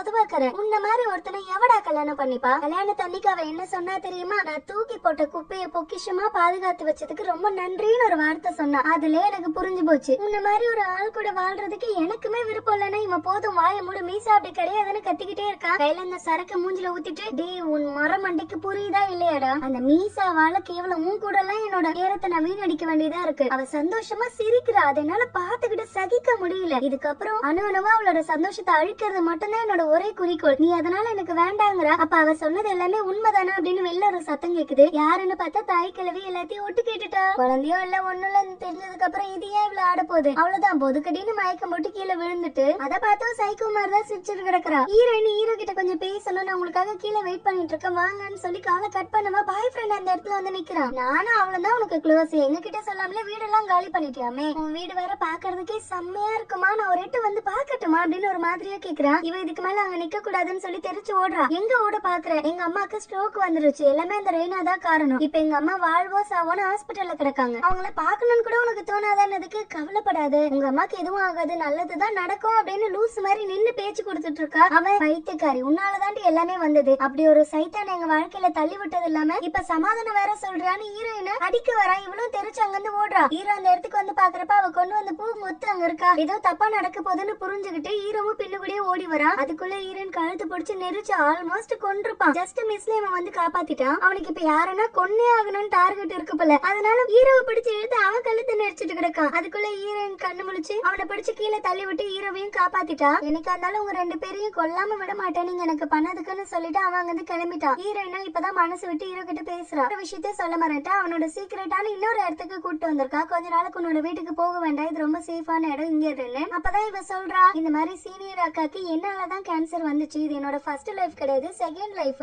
எனக்கு போன லைஃப்ல கேன்சர்னாலதான் நான் இறந்து போனேன். என் ஹஸ்பண்ட் எனக்கு சீட் பண்ணாரு. இப்ப அப்படியே என்னோட விதி சீனியர் அக்கா பக்கம் திரும்பி இருக்கு. எனக்கு க்ளோஸா இருக்க யாரோ ஒருத்தருக்கு தான் திரும்பும்னு நான் எதிர்பார்த்தேன். ஆனா இவங்க பக்கம் போகும்னு நான் சுத்தமா எதிர்பார்க்கல. அதனால எனக்கு இந்த வாழ்க்கையே பிடிக்கல. இதோட என் வாழ்க்கையவே நான் முடிச்சுக்கலாம்னு நினைக்கிறேன். அப்பதான் அந்த அக்கா வாழ்க்கை தப்பிக்கும். அதுதான் சரின்னு எனக்கு படுதுன்னு சொன்னது ஹீரோக்கு பயங்கரமா கோவம் வந்துருச்சு. இதுக்காக தான் நீ இவ்வளவும் பண்ணியா, என்கிட்ட இனிமே பேச்சே வச்சுக்காதன்னு சொல்லி கோச்சுக்கிட்டு அங்கிருந்து கிளம்பிட்டான். அதுக்கப்புறம் இவ போன் பண்ணாலும் எடுக்கவே மாட்டான். மீக்கு தான் இவளுக்கு ஹெல்ப்புக்காக அனுப்பி வச்சிருக்கான். எங்க அண்ணன் சொல்லிட்டு தான் போச்சு, உங்களுக்கு தேவையான எல்லாத்தையும் பாத்துக்கணும்னு. நீங்க பாதுகாப்பா இருக்க வேண்டியது என்னோட பொறுப்பு, அதனால ஃபீல் பண்ணாம இருங்கன்னு சொல்லுவா. அப்ப கரெக்டா சீனியர் அக்காவும் கால் பண்ணி கூப்பிட்டு விடுறாங்க. என்னாச்சுன்னு பதறி போய் வந்து பார்த்தா அவங்க ரொம்ப சந்தோஷமா இருக்காங்க. ஹீரோ இவங்க கிட்ட வந்து ஆறுதல் சொல்லிட்டு இருக்கிறதுலே டாப்பா இருக்கக்கூடிய ஒரு டாக்டரை தான் இதுக்கு அசைன் பண்ணிருக்கான். அவங்க அசால்ட்டா இதை கியூர் பண்ணிருக்காங்க. அக்காக்கு இருக்கிறதோ ஃபைனல் ஸ்டேஜ் எல்லாம் இல்ல. அதனால நீங்க நல்லபடியா பழச்சு வர்றதுக்கு இன்னும் பாசிபிலிட்டிஸ் அதிகம் அப்படின்னு ரொம்ப நம்பிக்கையா பேசியிருக்காங்க. அதை கேட்டதெல்லாம் ஹீரோயினுக்கு சந்தோஷமா இருக்கு. ஆனா ஹீரோக்கு ட்ரை பண்ணாலும் கிடைக்கவே மாட்டுது. யூட்டோ தான் கால் பண்ணி கூப்பிடுறேன், அவங்க கிட்ட முக்கியமான ஒரு விஷயம் பேசணும், இங்க வான்னு. மார்னிங் என்ன பாக்குறதுக்காக உங்க ஆள் வந்தாரு. வந்தவரே நீ எதனா ஒண்ணுன்னா மீசாக்கு பொறுப்பா இருந்து பாத்துக்கணும். இந்த என்வலப்ப எனக்கு எதனா ஆகிடுச்சுன்னா நீ தான் அவகிட்ட ஒப்படைக்கணும். அதை ஓபன் பண்ணி பார்த்தா உள்ளுக்குள்ள நிறைய கார்டு, பேங்க் புக், அது இதுன்னு இருக்கு. ஹீரோட ஒட்டுமொத்த சொத்தையுமே ஹீரோயின் பேர்ல எழுதி வச்சுட்டு போயிருக்கான். இது ஒரு தப்பான முடிவை எடுக்க போறான் அப்படிங்கறது புரிஞ்சுக்கிட்டு வீட்டுக்கு வந்து செக் பண்ணி பாக்குறாங்க. கடைசியா அவன் எங்க ஃளைட் டிக்கெட் புக் பண்ணிருக்கானு அவன் போயிருக்கிறது ஒரு மலை பிரதேசத்தை சேர்ந்த ஒரு ஊர். கடைசியா ஹீரோயினோட அதை எடுத்துக்கிட்டு இவன் அந்த ஊருக்கு தான் போயிருப்பான். அந்த இடம் ஹீரோயினுக்கு ரொம்ப பிடிக்கும் அப்படிங்கறது இவனுக்கு தெரியும். அதனால அவளோட கடைசி நாட்களாச்சும் அந்த இடத்துல கழியட்டுமே, சாரி கடைசி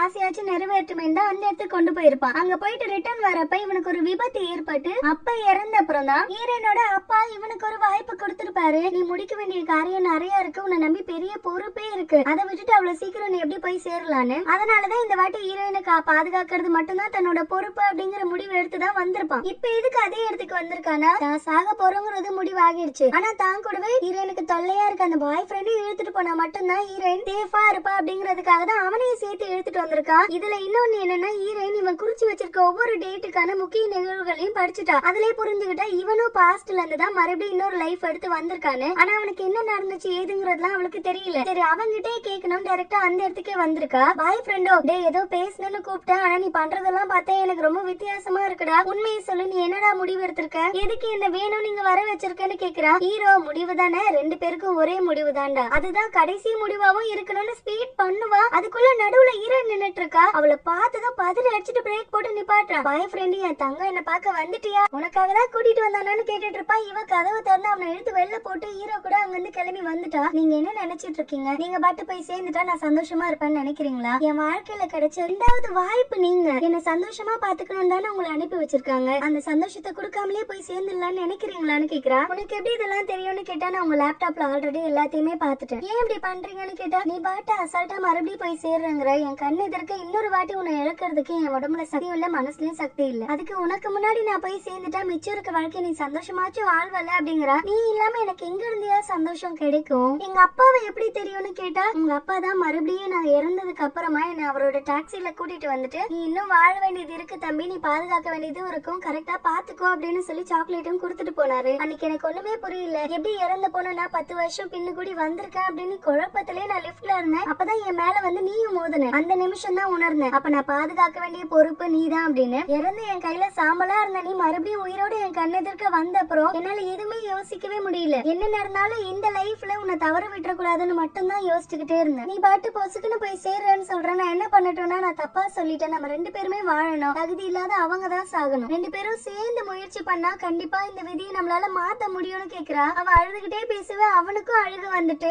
2 பேரும் சேர்ந்து இதுக்காக ஒர்க் அவுட் பண்ணலான்னு கட்டி பிடிச்சுக்கிட்டான். பாய் ஃப்ரெண்டு அந்த பணியில ஒன்னும் முடியல, நடக்க கூட முடியாம நொந்து கட்டிக்கிட்டு வந்துட்டு இருக்கான். இவதான் அவங்க மாமியாருக்கே ஏம, அது தெரியாம இவளையே பாத்துக்க சொல்லிட்டு வேற அவன் விட்டு போயிருக்கா. கண்ணு முழிச்சதுமே இந்த மாமியாருக்கு வேற வாய் ஓயுமா, என் குடும்பத்தை பிடிச்ச சனியனே, நீ எதுக்கு இங்க உட்கார்ந்து இருக்க, இன்னும் என்ன குழியில வைக்கிறதுக்கா, உன்ன மாதிரி ஒரு சாபக்கீட போய் நான் சூஸ் பண்ண பாரு. என்ன சொல்லணும், நான் தான் நாசமா போனோம்னதுக்கு அப்ப நீ நாசமாவே போடி கிழவின்னு மூக்கு அடிச்சு உடைச்சிட்டா. எல்லா பிரச்சனையும் முடிஞ்சிச்சுன்னு காதல் புறாக்கள் சந்தோஷமா வந்துட்டு இருக்கு. இதுக்கப்புறம் ரெய்னாவையும் அவனையும் எப்படி போட்டு தள்ளுறதுங்கிற பிளான் மட்டும் தான். அதுக்குள்ள மீக்கு கால் பண்ணி மீசா அவங்களோட பாட்டி கூட ரெய்னா ஒரு போட்டோவை ஷேர் பண்ணிருக்கா. அவ உங்க பாட்டியை எங்க கூட்டு போயிருக்கான்னு எனக்கு தெரியல, கொஞ்சம் செக் பண்ணி பாருங்க அப்படின்னு வான் பண்றா. இவங்க இருக்க இடத்துக்கு பக்கத்துலயேதான் அவங்க பாட்டியும் கூட்டு வரா. அதை தெரிஞ்சுக்கிட்டு ஹீரோவும் ஹீரோயினும் அந்த இடத்துக்கு வந்து தேடிட்டு இருக்காங்க. ஹீரோ அவங்களோட வீல் சேரை கண்டுபிடிச்சிட்டா. அதுக்குள்ள அங்க எங்க தேடிட்டு இருக்க, இங்க வா அப்படின்னு ரெய்னாவோட சத்தம் கேட்டு இவ அவகிட்ட போறா. இவ கோவமா வந்து எங்க பாட்டி எங்கடி வச்சிருக்க சொல்லி தொலைடினா, உன் பாட்டி செத்துட்டாடி, உங்க அப்பா செத்தப்ப நான் எவ்வளவு சந்தோஷப்பட்டேன் தெரியுமா, நீ கதறி கதறி அழுகும் போது அதே ஃபீலிங்ஸ் இப்ப மறுபடியும் நான் சந்திக்கிறேனா, நான் ஏன் உன் கூட ஃப்ரெண்டா இருந்தேன்னு நினைக்கிறேன், என்ன மாதிரி உன் வாழ்க்கையில நிறைய பிரச்சனை நிறைய கஷ்டத்தை மட்டுமே பாக்குறேன்னு நினைச்சேன். பொசுக்குன்னு எனக்கு அப்பா பாட்டி தாத்தா எல்லாம் இருக்காங்க, நீ ரொம்ப சந்தோஷமா இருக்க,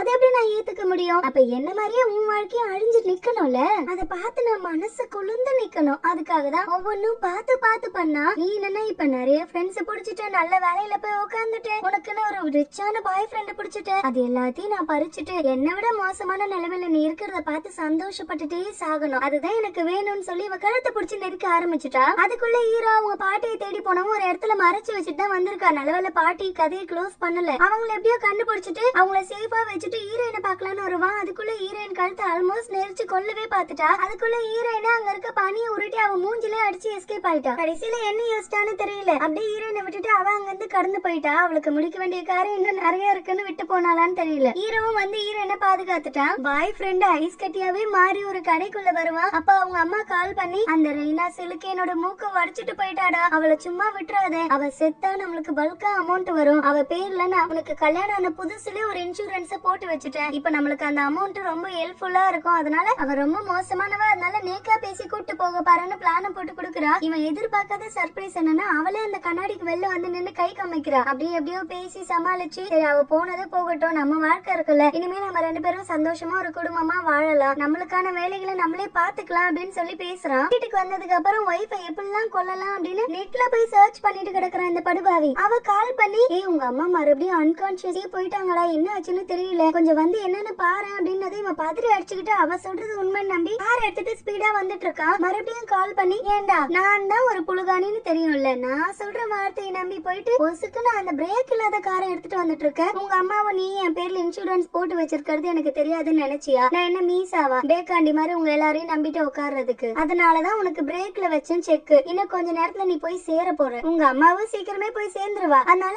சந்தோஷமா இரு, அதை சொல்றதுக்காக தான் கால் பண்ணேன்னு சொல்லிட்டு வச்சுட்டா. இவனுக்கு பயங்கர கில்ட்டியா இருக்கு, இவளுக்காக போயிட்டு ஹீரோயினை வேணான்னு சொன்னமேனு, அதனால அவளுக்கு கடைசியா கால் பண்ணி, நான் உனக்கு நிறைய கெடுதல் விளைவிச்சிருக்கேன், உன்னை நம்பிக்கை துரோகம் எல்லாம் பண்ணிருக்கேன், தயவு செஞ்சு என்ன மன்னிச்சிரு, எனக்கான கரெக்டான தண்டனை தான் கடவுள் எனக்கு கொடுத்திருக்காரு, நீ சந்தோஷமா இரு, ரெய்னா கிட்ட இருந்து ரொம்பவே பாதுகாப்பா இருன்னு சொல்லிட்டே இருப்பான். அப்ப கரெக்டா டமில்னு ஒரு சத்தம் கேக்குது. அதுல ஹீரோயின் புரிஞ்சுக்கிட்டா ஏதோ ஒரு ஆக்சிடென்ட் நடந்திருக்கு அவனுக்கு தான் அப்படின்னு. பாய் ஃப்ரெண்ட் இப்ப சீரியஸான கண்டிஷன்ல ஹாஸ்பிட்டல்ல அட்மிட் ஆகப்பட்டிருக்கான். அதுக்கப்புறம் ரெய்னா பத்தின எந்த ஒரு தகவலுமே இல்ல, போலீஸ் அவளை தேடிட்டு தான் இருக்காங்க. ஆனா திடீர்னு ஹீரோக்கு கால் பண்ணி, நான் ஒரே ஒரு வாட்டி மீசாவை பாக்கணும், அதுதான் கடைசி, அவளை பார்த்து நான் மன்னிப்பு கேட்டு பேசிட்டு அதுக்கப்புறம் நானே டைரக்டா போய் போலீஸ் சரண்டர் ஆகிடுறேன், அதுதான் எனக்கும் சரின்னு படுது, அந்த ஹெல்ப் மட்டும் பண்ணுங்க அப்படின்னு கேக்குறா. ஆனா ஹீரோக்கு இதுல நம்பிக்கை இல்ல, டைரக்டா ஹீரோயினை இதுல சிக்க வைக்கிறதுக்கு, அதனால இவனே ஒரு போலீஸோட துணையோட அவ எந்த ரெஸ்டாரண்ட் சொன்னாலோ அந்த இடத்துல வந்து வெயிட் பண்ணிட்டு இருக்கான். ஹீரோயின் மீக்கு கூட எங்கேயோ வந்திருக்கா வெளியில, இந்த பைத்தியக்காரி யார கூப்பிட்டாலும் போய் பேசிடுவாப்புல, யாரோ அவளோட பேர் சொல்லி கூப்பிடுறாங்க,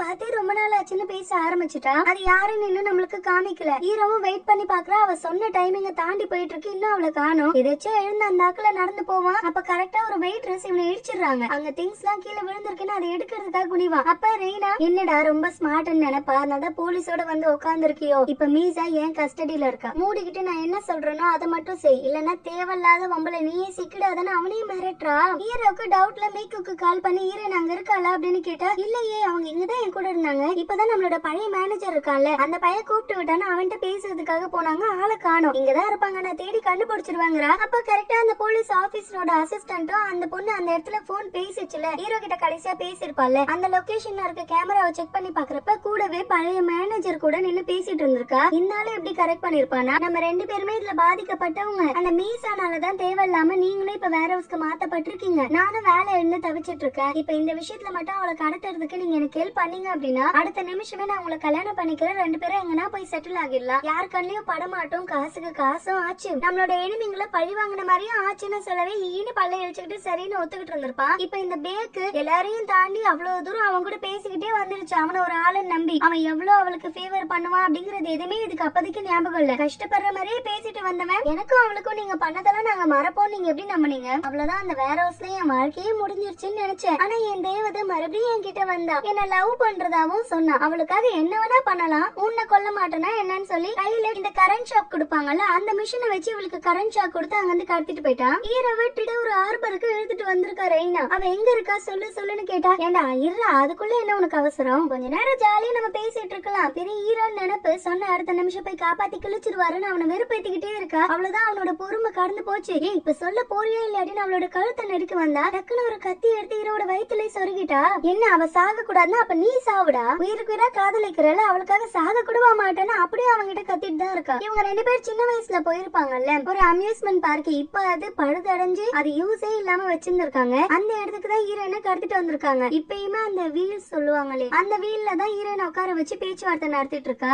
மேல ஃபுல்லா ஹீரோட ரத்தமா இருக்கு. அப்பயுமே கையில ஃப்ரெண்ட்ஷிப் பேண்ட் வச்சுக்கிட்டு இத மறுபடியும் பழைய மாதிரி நம்ம கட்டிக்கலாமான்னு கேக்குறா. இவ இன்னும் எவ்வளவு தாண்டி பண்ண போற, இன்னும் என்ன எதுனா பழி வாங்கணும், நான் சந்தோஷமா இருக்க கூடாதுன்னு நினைச்சு உன் சந்தோஷத்தை நீ இழந்துகிட்டே இருக்கடி. அதுவே உனக்கு புரியலையா? இன்னும் கொஞ்ச நாள் டி சந்தோஷமா வாழ்ந்துட்டு நிம்மதியா கடவுள் கூப்பிடுற நேரத்துக்கு போய் சேரலாம்ல. ஏன் நீ உன்னையும் அழிச்சுக்கிட்டு என்னையும் அழிக்கணும்னு கங்கணம் கட்டிட்டு திரியிற? உனக்கு ஒரு உண்மை தெரியுமா? எனக்கு உன் கூட ஃப்ரெண்டா இருக்க என்னைக்குமே விருப்பமே கிடையாது. ஆனா ஒரு கட்டாயத்தின் சூழ்நிலையில தான் என்னை விட்டா உனக்கு வேற யாரும் இல்ல, நானும் விட்டா நீ தனிமையாயிடுவோம் அப்படின்னு நினைச்சுக்கிட்டு மட்டும்தான் நான் உன் கூட ஃப்ரெண்டாவே இருந்தேன். அதுக்கு நீ காட்டுற நன்றி கடன் இதுதானா? உன்னதான் நான் அளவுக்கு அதிகமா வெறுக்கிறேன்னு இவ பாட்டு அவளை பிபி ஏத்திட்டே போவேன். அவ்வளவுதான், கொதிச்சு தள்ளிட்டா. இப்ப இவ்வளவு பேசிட்டல எனக்காக கடைசி ஒரு தடவை நம்ம 2 பேரும் சேர்ந்து செத்துடலாம், அதுதான் நல்லதுன்னு ஒரு கத்தி எடுத்து காமிக்கிறா. ஹீரோயினுக்கு அங்க அள்ள விடுது. அந்த பெராரி கண்டுபிடிச்சிட்ட அந்த நேம். அது உச்சிக்கு வந்து நின்னதும் இந்த ரெய்னா சொன்ன மாதிரி மேனேஜர் பையன் அதை லாக்கும் பண்ணிட்டா. யாரும் சாவி இல்லாம அதை திறந்து கீழே இறக்கிட கூடாது, ஹீரோயினை காப்பாத்திட கூடாதுன்னு அவ செத்த அப்புறம் ரெய்னாவை சேஃபா எடுத்துக்கலான்னு. அதுக்குள்ள அவ்வளவு காயம் பட்டிருந்தாலும் இவளை காப்பாத்தியே ஆகணும்னு ஹீரோ அந்த நிலைமையிலே அவனை அடிச்சு கீழே தள்ளி அவன் எழுந்துக்கே முடியாத அளவுக்கு பயங்கரமா அடிச்சு தள்ளிட்டான். இவன் கீ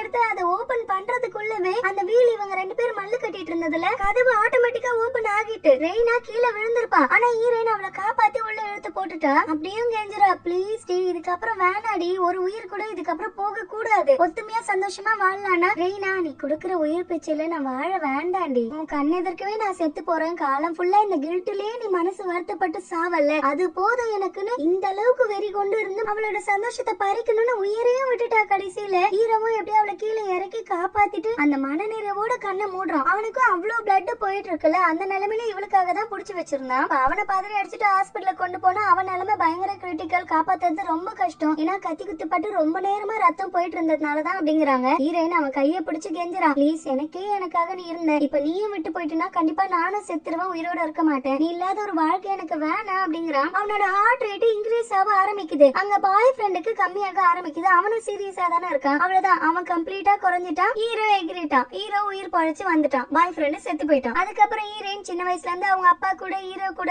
அவ்வளவு மெமரிஸ் அடங்கியிருக்க அந்த ரெஸ்டாரண்ட் அவளே வேலைக்கு வாங்கி இப்ப நடத்திட்டு இருக்கா. ஹீரோட ப்ரீவியஸ் லைஃப்ல என்ன நடந்துச்சுன்னு எல்லாமே ஞாபகம் இருக்கனால அவன் கம்பெனிலயும் நிறைய மாற்றங்களை கொண்டு வந்து அவன் தான் இப்ப டாப்ல இருக்கான். இடைக்கிடைக்கு இவங்க டேட்டிங் போயிட்டு வந்துட்டு இவங்க லைஃபும் ரொம்ப சந்தோஷமா போயிட்டு இருக்கு. யாரோட சந்தோஷம் அழியும் கில்ட்டிலே கடைசி வரைக்கும் சாவான்னு நினைச்சு பைத்தியக்காரதனமா உயிரே விட்டாலோ, ஆனா அவளோட நினைவு கூட இல்லாம இவ ரொம்ப சந்தோஷமா அவ வாழ்க்கைய வாழ்ந்துட்டு இருக்கா. ஒரு நாள் ரோட்ல கார் ஓட்டிட்டு போயிட்டு இருப்பாங்க. அப்ப எதிர்ச்சியா எதிர்ல வர டாக்ஸியை பாக்குறாங்க. அவங்க அப்பா வழக்கமால சிரிச்ச முகத்தோட வேற யாரோ ஒருத்தருக்கு வாழ்க்கை கொடுக்கறதுக்காக ஓட்டிட்டு போயிட்டு இருக்காரு. இவங்களுக்கு ஷாக் ஆகி வெளில இறங்கி நின்னு பாத்துட்டு இருக்காங்க. இவங்க வாழ்க்கையே அழிஞ்சிருச்சுன்னு முடிவாச்சு. ஆனா விதியோ இல்ல அவங்க அப்பா மாதிரி சில தெய்வங்களோட வரமோ தெரியல, மறுபடியும் ஒரு வாய்ப்பு கிடைச்சு சந்தோஷமா தன்னோட வாழ்க்கை மாறிடுச்சுங்கிற மன திருப்தியில அவங்க அப்பாவோட நினைவுகளோட அங்க இருந்து கிளம்பி டேட்டுக்கு கிளம்பிட்டாங்க. ஹீரோயினுக்கு ப்ரப்போஸ் பண்ணலான்னு பார்த்தா டைரக்டா அவளே ப்ரப்போஸ் பண்ணிட்டா. நான் உங்களை கல்யாணம் பண்ணிக்க ஆசைப்படுறேன், உங்களுக்கு ஓகேவான்னு. அவனும் ஓகே சொல்லி இவங்க 2 பேருக்கு ஒரு நல்ல ஹாப்பி எண்டிங்கோட இந்த டிராமாவும் இங்க கம்ப்ளீட் ஆகுது. சீக்கிரமே இன்னொரு நல்ல மூவியா டிராமாவோட பார்க்கலாம். Thank you so much for watching. மறக்காம உங்க ஃப்ரெண்ட்ஸ் அண்ட் ஃபேமிலிக்கு ஷேர் பண்ணிக்கோங்க, நிறைய கமெண்ட் பண்ணுங்க, மறந்துடாம லைக் போட்டு விட்டுருங்க. பாய்.